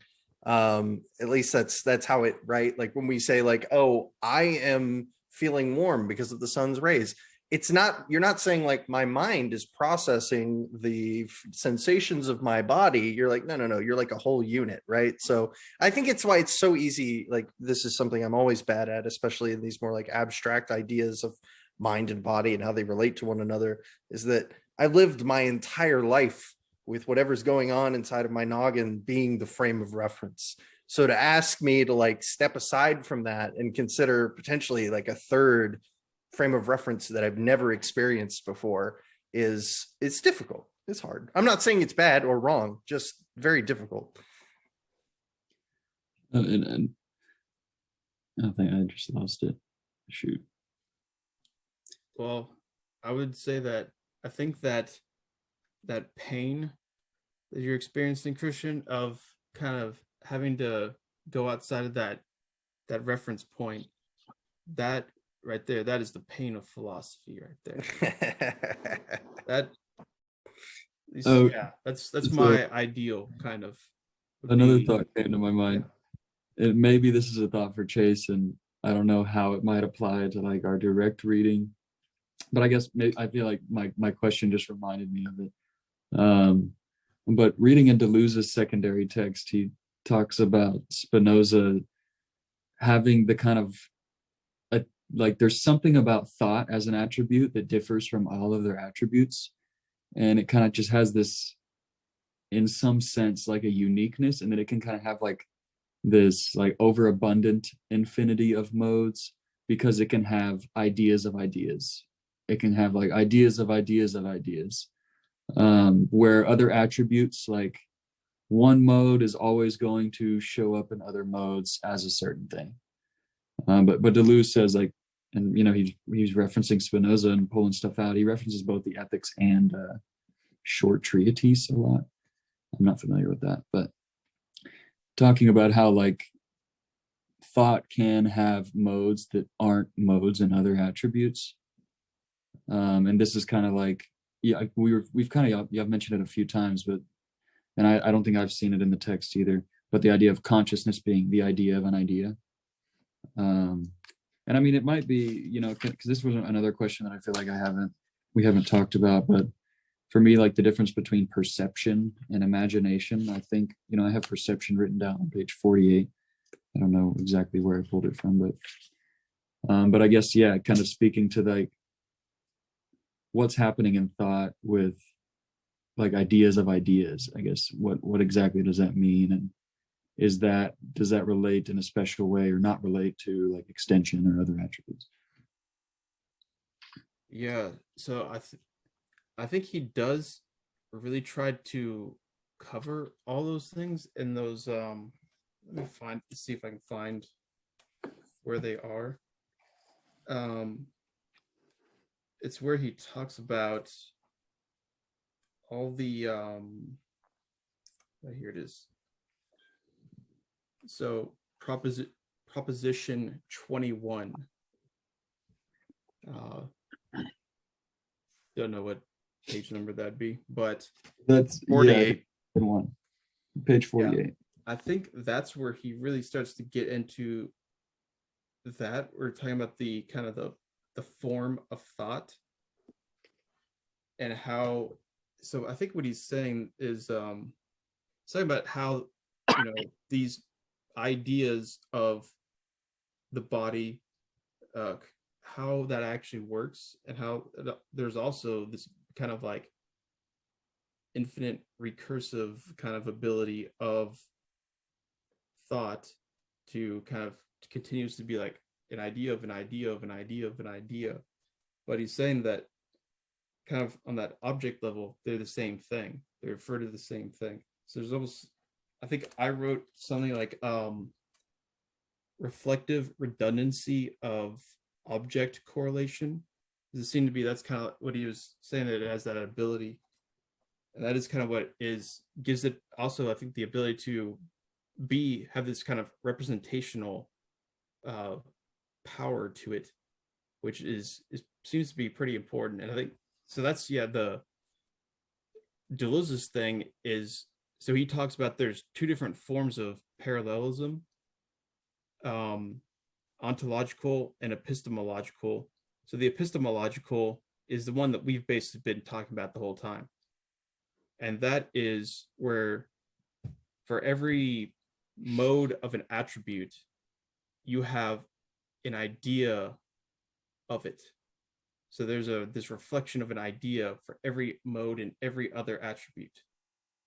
And because we only know extension and modes as bodies, therefore that's all we know about mind, kind of concretely, is how it's idea of the body, or how there's always a mode of thought that corresponds with a mode of extension of body. But the thing is, because when Spinoza introduces this kind of concept of this parallelism, it's on proposition 7, and he talks about it as there are two equal powers of God, the power of thinking and the power of existing or acting. And that's really what the parallelism is. And the equality of principle right there is between these two different powers. But the thing is, those aren't the same as the attribute of thought and, whatever. And so it would be wrong to say that the power of existing is only in the attribute of extension. Yeah. And I remember Deleuze talking about that, and that frames it well for me. And it even references it in that P21 on page 48. Because I think when I've seen thinking, when I've seen existing, I kind of just like throw those into my understanding of the attributes. But kind of in the middle of that bottom paragraph on page 48, he does say, the idea of the mind, I say, and the mind itself follow in God from the same power of thinking and by the same necessity. I'm right. And he's kind of like getting at that difference of ontological, epistemological, which I don't quite understand. But I guess to me, it's just like, okay, there's some weird difference there. But so it's like the idea of the mind and the mind itself are one and the same thing, which is conceived under one and the same attribute, as opposed to being the same thing under two attributes. There's also the same thing under one attribute.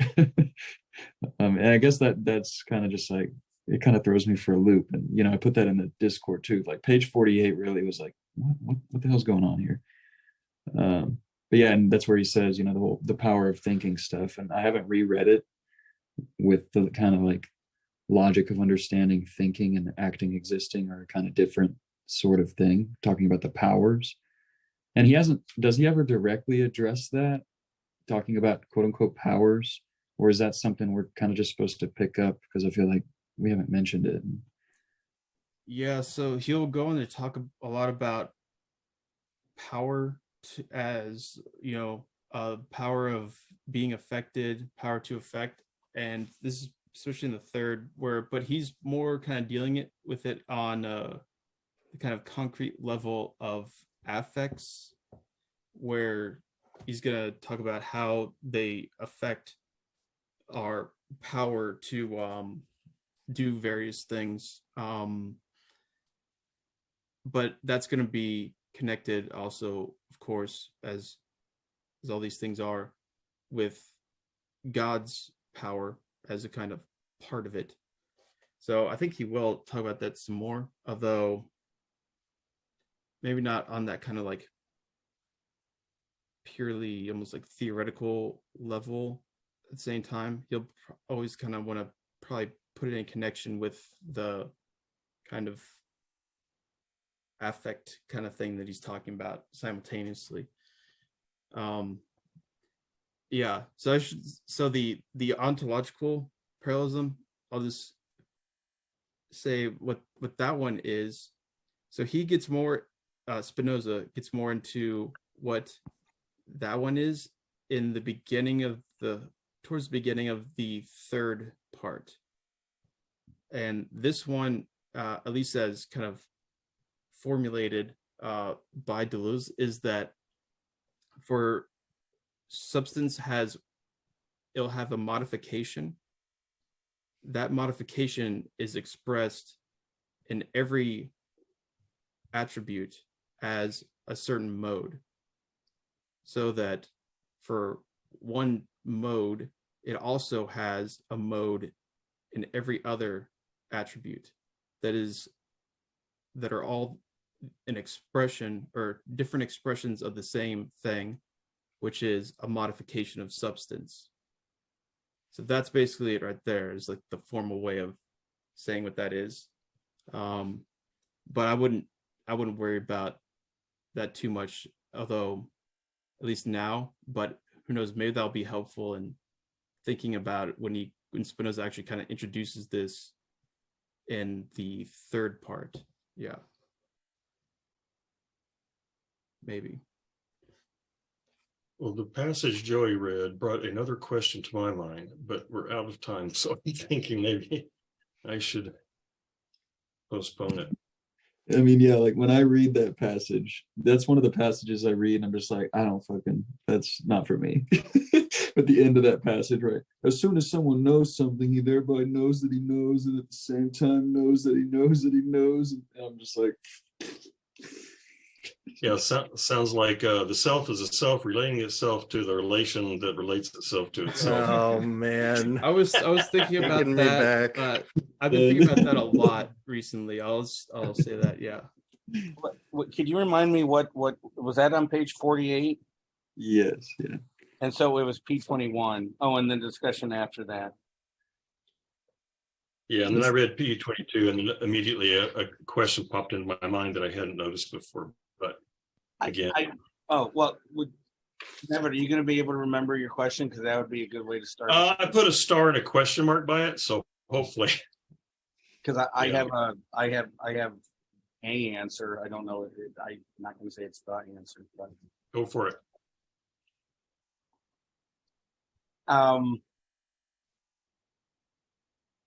It's when I honestly think I know something, and it's maybe something new, but then I will connect it to other things that I also know. And it seems like it's difficult after a while to separate what I know from other things that I know. Do you know what I'm trying to say? And it's that kind of process of a web. So it's not linear. It can go in all different directions. And it could even be to the point of I'm reading something about history, and then I think about human nature. you know what I mean, or just the dynamics of personality interaction. And so it can, if you're going to actually divide it up into categories, it could be history, it could be social psychology, I mean, it could be individual psychology or whatever. And it just seems like what we think we know reinforces other things that we think we know, and it ripples throughout all of our knowledge sense. Yeah. It's sounding like Saussure. There's Saussure. There's the part where he talks about how the sound of the word and the image of it are completely arbitrary and done by association. That's Saussure right there. Right there. If Tristan was here, he would say that's also ficta. Yeah. Yeah. So Ed, what you're saying about the net, I think that is a really helpful way of thinking of it. And that also reminds me of that podcast, the Rev Left, which they're definitely highly Marxist. Just in case you don't be surprised when you listen to Rev Left radio and they start talking about Mao and Marx, of course, but I'll just quickly say, I know we're past time, that so I made to the fourth one, but then after a while I was just like, what is going on here? There's parts that definitely, there's actually, he talks about Saussure in that one too. Interesting. There's some parts that kind of lost me a little bit in terms of my interest, where I just had to like skip and like, when do they start talking about Deleuze? I like listen to the fifth part. Dude, it's pretty fascinating how wide ranging his references are. Yeah. It like blew my mind. I was just like, what? He's like referencing Thich Nhat Hanh too. And I'm just like, where does he find the time to read fucking Thich Nhat Hanh and like fucking 6th, 7th, 8th century theologians? And I'm like, what? This dude is like, I was just fascinated by the way he thought, right? And just as much of that podcast being about Spinoza and dialectics, I feel like he was also trying to set an example of like, look, like, how do you have a conversation? How do you learn together? And, at the end of the first episode, he was just like, I just want this to be an example of like how people can come together and share information.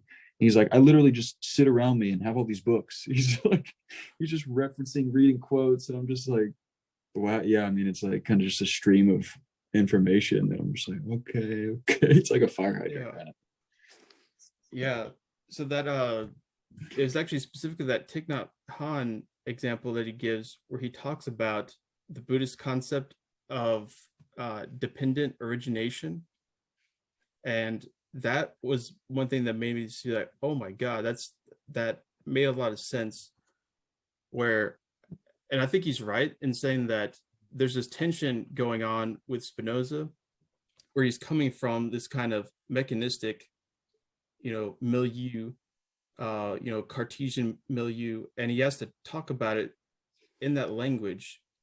And I think so. Deleuze makes the point that he strategically uses Cartesian language because that was somewhat had been like made conventional and secular to a certain degree, where it gave him more freedom to talk about those things, where if he used the kind of like scholastic terminology, even when he was like basically referring to those ideas, he wouldn't want to use those because those would bring up all these old arguments, of centuries. So he said I was going to stick to the Cartesian things. That's what people know. But that Thich Nhat Hanh example, so it's of course this kind of thing of, how one thing happens because everything else happens. One thing happens because all things happen. They're all interconnected. A very short gloss on that. So instead of thinking of it so much as like a kind of, mechanical chain of, one thing kind of like hitting another, sliding down, hitting another, which, I think there's an aspect definitely to like that, but it's also helpful to think in this other aspect of almost kind of like it proliferates so much, and as Spinoza says, to infinity, ad infinitum, that eventually gets to that place where it is a kind of dependent origination, the interconnected knot of everything. And I think that's kind of what he's really getting at, in terms of determination. Like, what is this determination of everything? It is that, an infinite web of exhaustively connected rubber bands. Yeah, exactly. And that's kind of the whole like structure that he's really pointing at, is that complex interaction of the net, the web, the continuum. So I think that is quite helpful. There's another part. Oh yeah, so in that podcast, he was also talking about, there was this it was a oil tanker that spilled, and then there was insurance stuff. So the insurance company made an argument against the company who were trying to say that it was an accident or whatnot, and they did it by kind of making an argument about causality, that it wasn't about strictly like one single thing that was most proximate to it in terms of time, but instead there's a kind of what was they used? It was like a really awesome phrase. It did not sound like something would be an insurance paper, but apparently it was. It sounded like something like Deleuze would say or something. It was I can't remember what it was, but it's something like that. Like, no, actually everything is kind of like coalesced like net of all causes that happen to be like this one. But what was the insurance company saying? There were a series of individual decisions that were based on the earlier decisions, that if you just looked at the final one, maybe you couldn't blame them, but it was actually based on other decisions that had already been made on that ship. Correct. Yeah. And so there were mistakes. They're identifying them as mistakes rather than an accident. Yeah. They're making the case that it's kind of a whole chain of connected things, a net that causes eventually what will be the the most ultimate efficient cause that actually like physically like does the thing. Right. And that's, I think that is a very helpful way of thinking about what Spinoza means about causality. And there's that kind of tendency to think of it as kind of like a very mechanical thing. And I think on one level it kind of is, but it's also like the insurance thing. Yeah, but what causes the mechanical causality? It's the whole net, and every cause is an expression of the whole net, every single one. And that's kind of, I think that's what Spinoza is kind of getting at with this kind of monistic kind of thing. Although that is a very kind of Leibnizian kind of reading of Spinoza, which I think is pretty cool. So, I feel like I haven't really read much Leibniz, but I just remember fucking being introduced to him in undergrad, and just kind of just the image I have of Leibniz. I feel like sometimes I feel like I get that from this. It makes Leibniz me kind of is awesome. We should do that. We should read Leibniz. I would be up for reading Leibniz, because he's a lot of the people that we've been read are people that I really should have read and haven't. And Spinoza's on that list, and Leibniz is on that list. So so he has a really short essay. So the monadology, is most important or most famous kind of thing. It's really short. It's something like 15 pages or 20 pages or something. There's also another one of his most popular works that kind of gives his overview of his metaphysics. It's also really short. I think like 30 pages or something. But yeah, so who knows? Maybe thrown out there. We could probably do it in just kind of like one or two. Yeah. And then I could teach modern philosophy. Yeah. That actually would be awesome. Yeah. Okay, are we ready to adjourn? Yeah, I was just going to ask real quick, Chase. I have just a quick spoiler related clarification question towards the end of this. So I wanted to see if everybody else wanted to skedaddle first before I asked you. Spoiler. Oh, you want the rest of us to leave so you can Well, ask? no. I mean, Yes. if you guys don't want to spoiled or don't care, I'm good. But I'm going to like be introducing ideas that like are way later from where we are. So I've read through, like, I don't know, I've read through all of part 2 and into part 3. So, but yeah, I don't care. okay, I'll just I wanted to bring it up in the Discord because I thought it might make for a good conversation, but then I was like, I don't want to like spoil people. Is that weird? Like, I don't want to spoil the plot of Spinoza's ethics for other people. Give away the It kind of punchline. makes sense for this work, I think, in a weird way. But I think I mean, who knows? I guess it's, in one sense, it may like absolutely have no effect, but I kind of think I see what you're coming from. Yeah. Yeah, so like we're in the ethics side of things at this point from where I'm coming at this from. Specifically, this idea of us trying to maximize the degree by which we are the cause of our own ideas, right? Like this is a really big thing to Spinoza, and it's huge. And so I was reading through and I was like, oh, that's a really interesting idea. Neat. And then I kind of came back to where we were like last week with the determinist aspect, and even this week. And I was trying to mesh this idea of Spinoza saying like, hey, we need to do everything we can to ensure that we are the cause of our own ideas as much as possible. And also we are completely determined by causes outside of us that we are blind to. And so it seems, now, what I will say is that I went to go look for secondary sources because this bricked me. It ruined my brain. I didn't know how to deal with it. And all I found were secondary sources that agreed with me. So I stopped looking at those. And then I said, I'm going to go talk to Chase about this, because what it seems to me is happening is that he builds up this really interesting, strong case for determinism, and then is like insistent on there being a compatibilist moral philosophy here.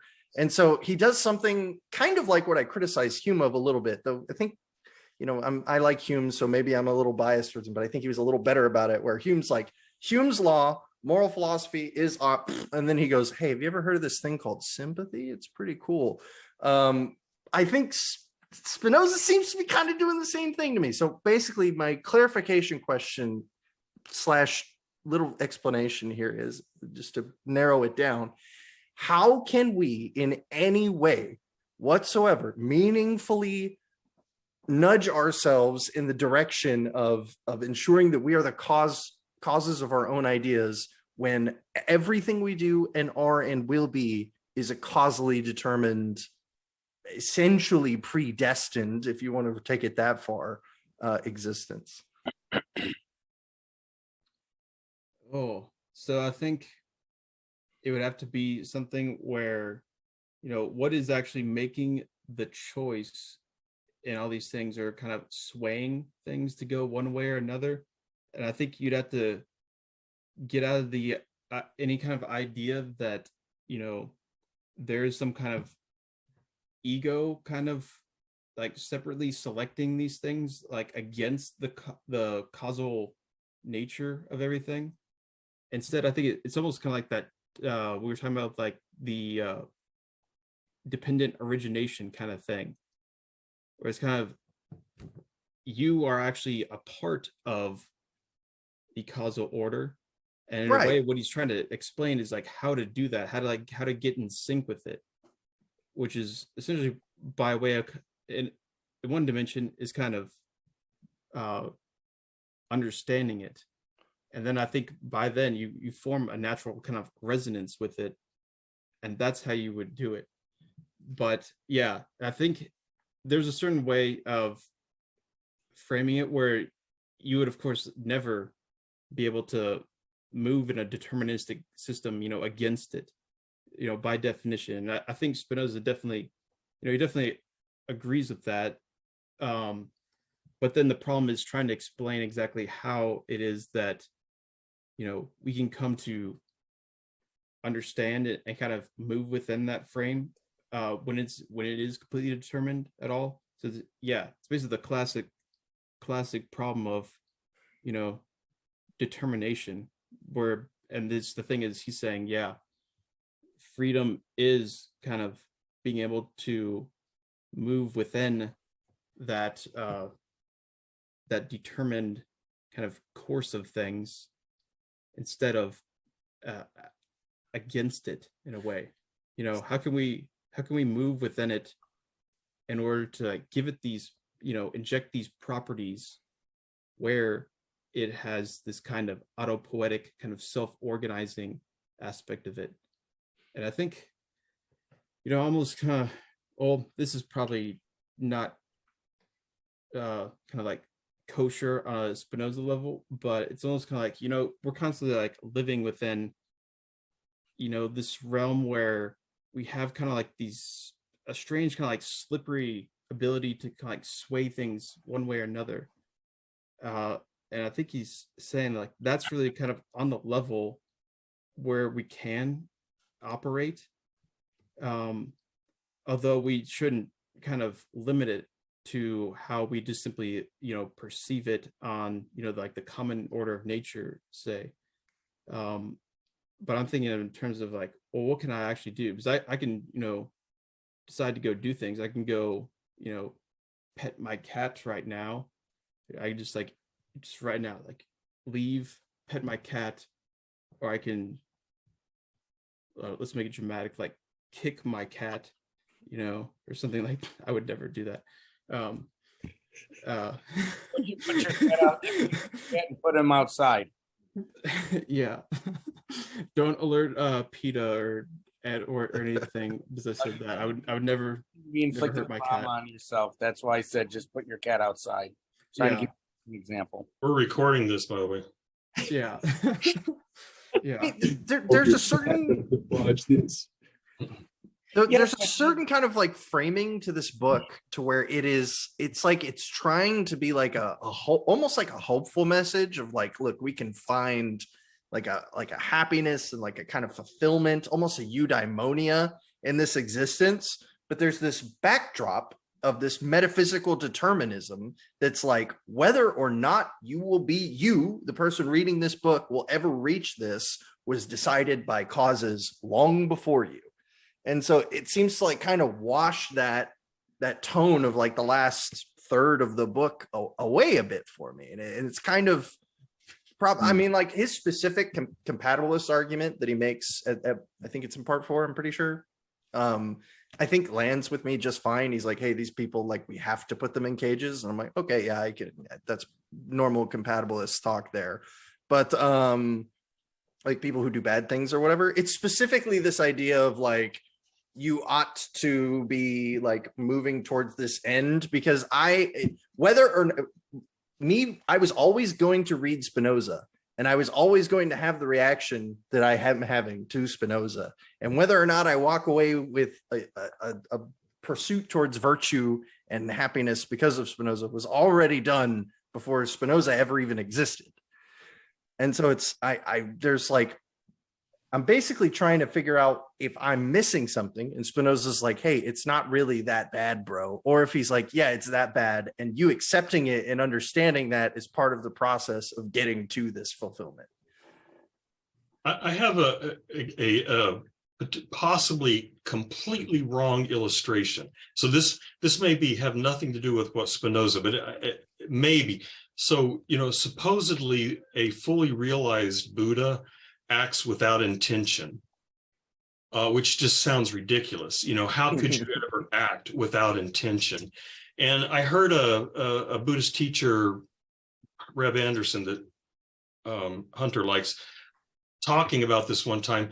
And what I begin to wonder is if a fully realized Buddha, if there is such a thing, has such an awareness of the web of causality that this person is actually quite aware of the causal nexus that very person is a part of.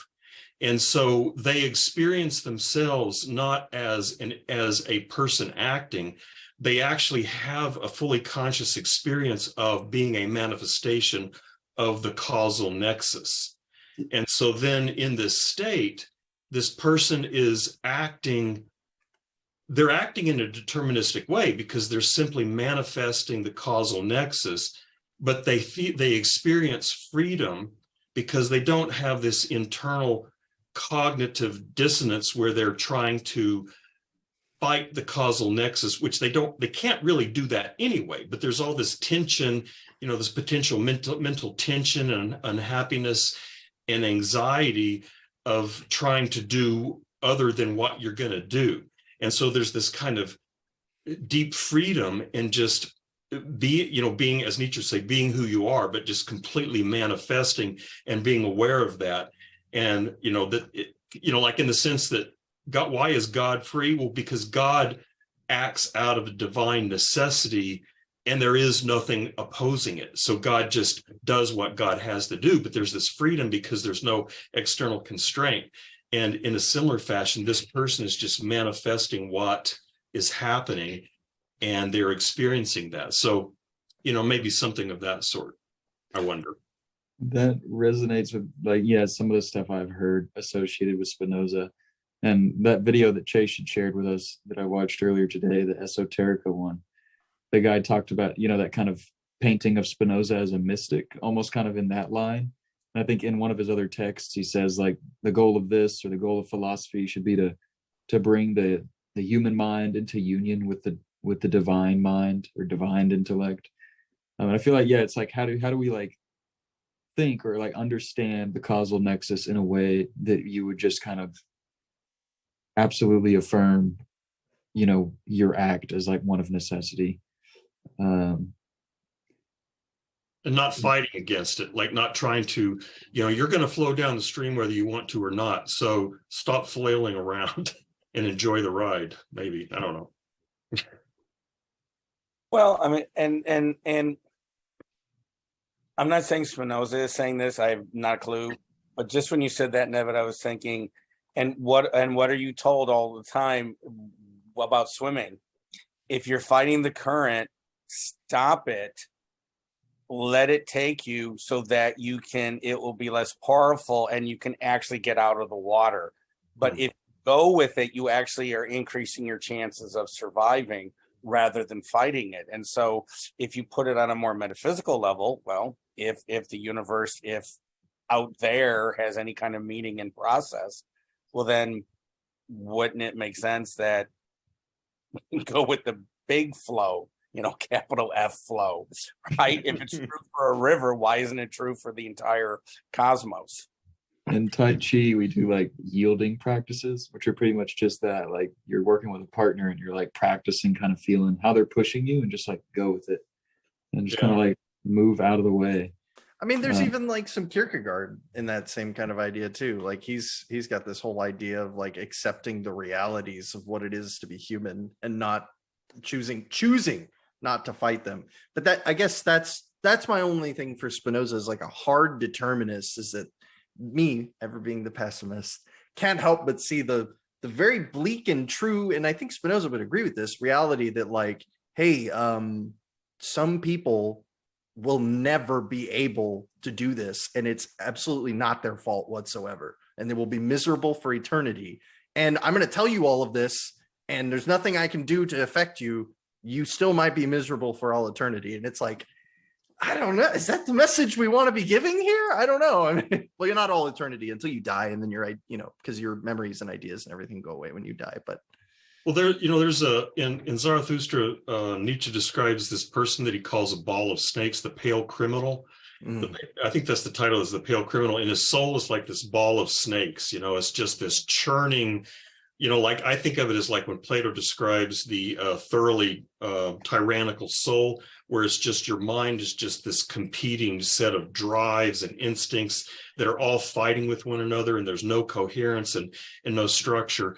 And Nietzsche's like, yeah, of course that guy's going to do some really terrible shit. I mean, and it's not like he he can stop himself. And yeah, you like, I forgot someone was making a similar reference. Yeah, you're going to have to lock that guy up because, I mean, he's going to do terrible shit. Yeah, I mean, that's Spinoza. That's his compatibilist argument, is like, some people are just going to have to be locked up. Sorry, it's not their fault. But, so Nietzsche says, but then Nietzsche says, but don't, it sounds actually very much like what you're saying Spinoza will say. I haven't got to that part, but he says, but now don't get all uppy and superior to that guy.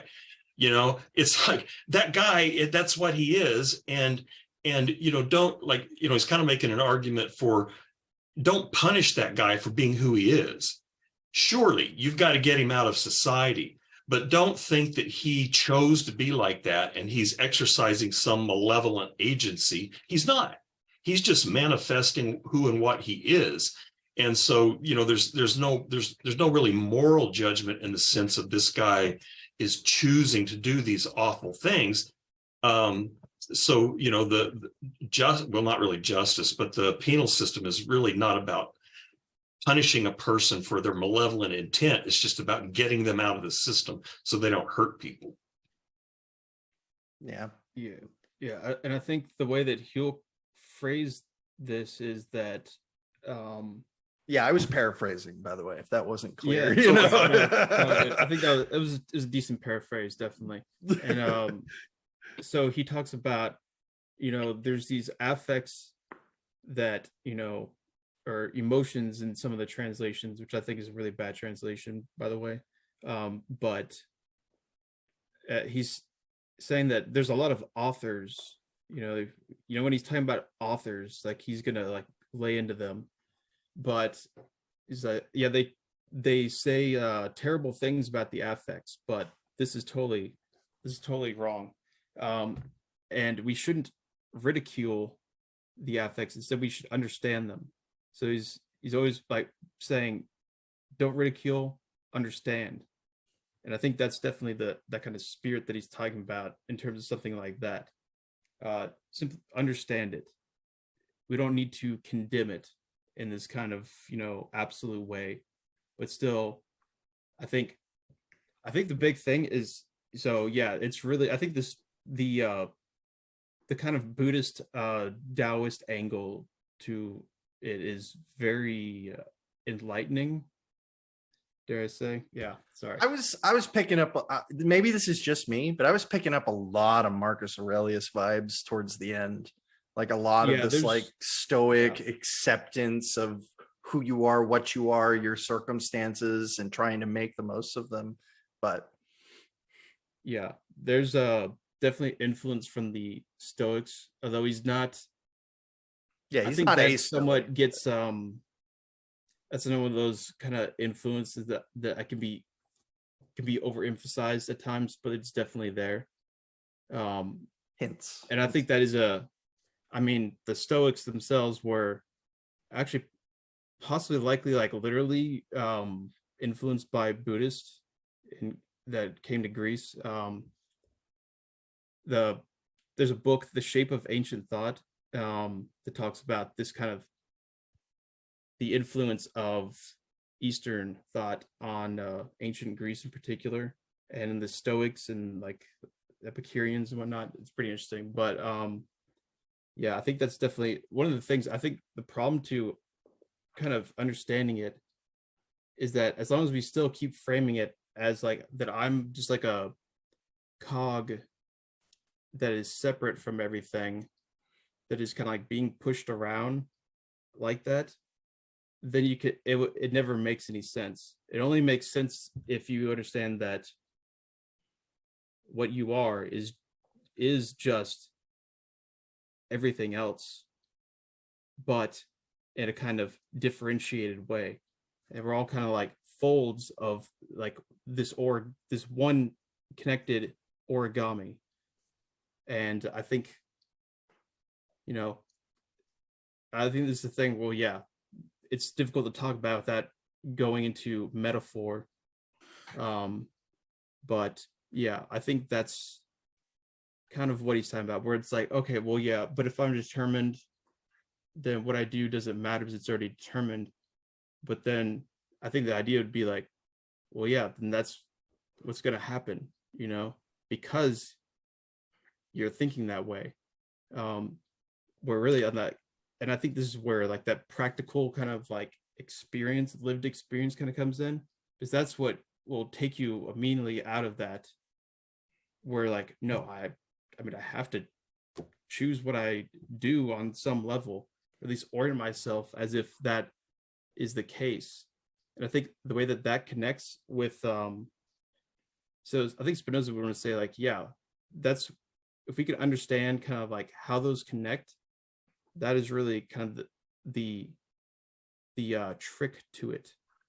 So one another way I think you could see it is so like if I am a, you know, like a pessimistic kind of determinist versus, I don't know, some kind of like super optimistic like free will person in this silly way, that will actually have like a different like deterministic effect, those things. It's kind of like, I mean, I'm not, this isn't like a, I was just thinking like Marxists would absolutely hate this idea, because it's the exact opposite of Marxism, saying like material conditions like do things, not idealism. But why not, in the spirit of Hunter not being here, I'll say like this is like idealism, you know? Like what do you think actually has like a, it's not only just like something caused, but it's also a cause itself. It actually it has an effect on all these things, and just like everything else, it's also like this spiraling web that has effects, you know, that echo like infinitely. So yeah, that's my best way to explain that. Yeah, I think it makes sense. I think seriously, Spinoza, I think really actually, I've tried to like, I try to always read sympathetically all these things. And so I've been trying to like think of that. And I don't know, there's something, I think there's something comforting about a kind of determinism that isn't fatalistic, I think. And that's where this kind of like a, almost like a mysticism of monism is really important to understanding that particular aspect of it, I think. So yeah. I also thought when you and Nevitt were talking, but you know, Nietzsche, you know, I don't know him that well, but also Spinoza. I thought you were also saying potentially that the reason what the two authors were also saying is, don't get on your high horse because you may be closer to that kind of person than you think, you know, and so give some, you know, just cause that to reflect about yourself and your own thought processes and how you conduct your life and how you think about the world and things like that. Yeah, I think there's certainly something like that in there. Like, you know, like I said, you know, talking to you guys think you're so great. Well, you may not be as big a ball of snakes, but I'm telling you, there's some snaky shit in your soul too. Yeah. Amen. What is it, like the chaos theory or something? Like you're a butterfly's wing beat away from having a ball of snakes in your soul? Yeah, right. Yeah. I've always kind of found determinism to be like a sort of warm blanket, but that's me. I know a lot of people hate it, but it's kind of like, hey, it was always going to be this way. It makes me feel kind of good, actually. But we should get Hunter in on this sometime because he hates determinism. We could go at it. I love these after-hour talks, but I won't hold you. I mean, I think everybody's here on their free will, but well, no, that's not true. Obviously, right? I mean, I don't true. That statement. It was a slip of the tongue. It was determined. It was determined that I was going to say that there. Yeah. But yeah, I think I am determined to go now. Oh, remind me for the next pet my cat. Pet your cat. Give your cat a treat. She doesn't like treats. It's weird. You haven't found her the right treat. Yeah. The only thing is cat food, but also tuna or salmon. That's good. But any of those cat treats you can buy at the store, nope. Yeah. Just remind me. I'll try to remember, but the mind after death, that's what I want to do for the next after hours session, because that was wild to me. Oh, that part. So I'll say I haven't read I've hardly read any of the fifth part, Oh, okay. All right. but Never mind then. the way that I've heard it described is quite interesting. If you have to go, I we mean, can save it. By there's the an- way, I there's didn't an mean to suck you into article- another thing. There's an article written by this one. He's mainly a Deleuze scholar, but to do Deleuze, you have to kind of understand something about Spinoza, anyways. So I've been reading his book on. It's basically about reading kind of Spinoza through kind of calculus, like the history of calculus, and it also has a bunch of stuff about Hegel because he talked about calculus. Anyways, that's not so important, but he also has an article about reincarnation in Spinoza that seems an interesting idea. And that connects the whole Buddhist thing too, of course. But What's Well, the we'll- yeah, It'll definitely be a Simon topic of conversation. yeah, it's actually in if you go to Thanks.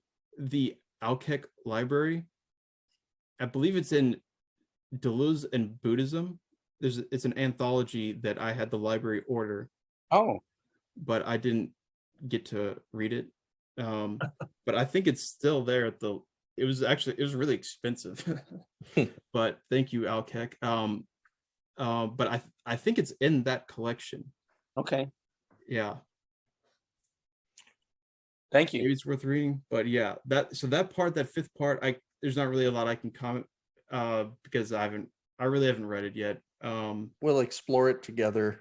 Yeah, I'm looking forward to blessedness and I guess it's not immortality, but you have some kind of like It's weird. It's not immortality. You die, but apparently the mind Yeah. persists. So I don't know. It's weird. We'll get to that. Yeah. I know Deleuze has some interesting language about it where he talks about it in terms of intensities and whatnot. But I just don't know what that would exactly mean in this context. So yeah, we'll find out. I mean, I can tell you the understanding persists, ideas and memories are gone. But I don't know what it means for just solely understanding to exist as a mind. I don't know what that means, but we'll have to explore that when we get there. Yeah. FYI, I just looked it up and found that book, that Alkek book. So yeah, it's there. There's also an ebook. Oh no, it looks like a journal article called Deleuze in the Kyoto School. So, but what? That sounds awesome. so Chase's book is there. They don't call it Chase's book though. Yep. Oh, We don't get to part 4 until after my birthday. All right. you're gonna be an old man. So I know. All right. Bye-bye. bye bye. See you later. Very much Bye-bye. for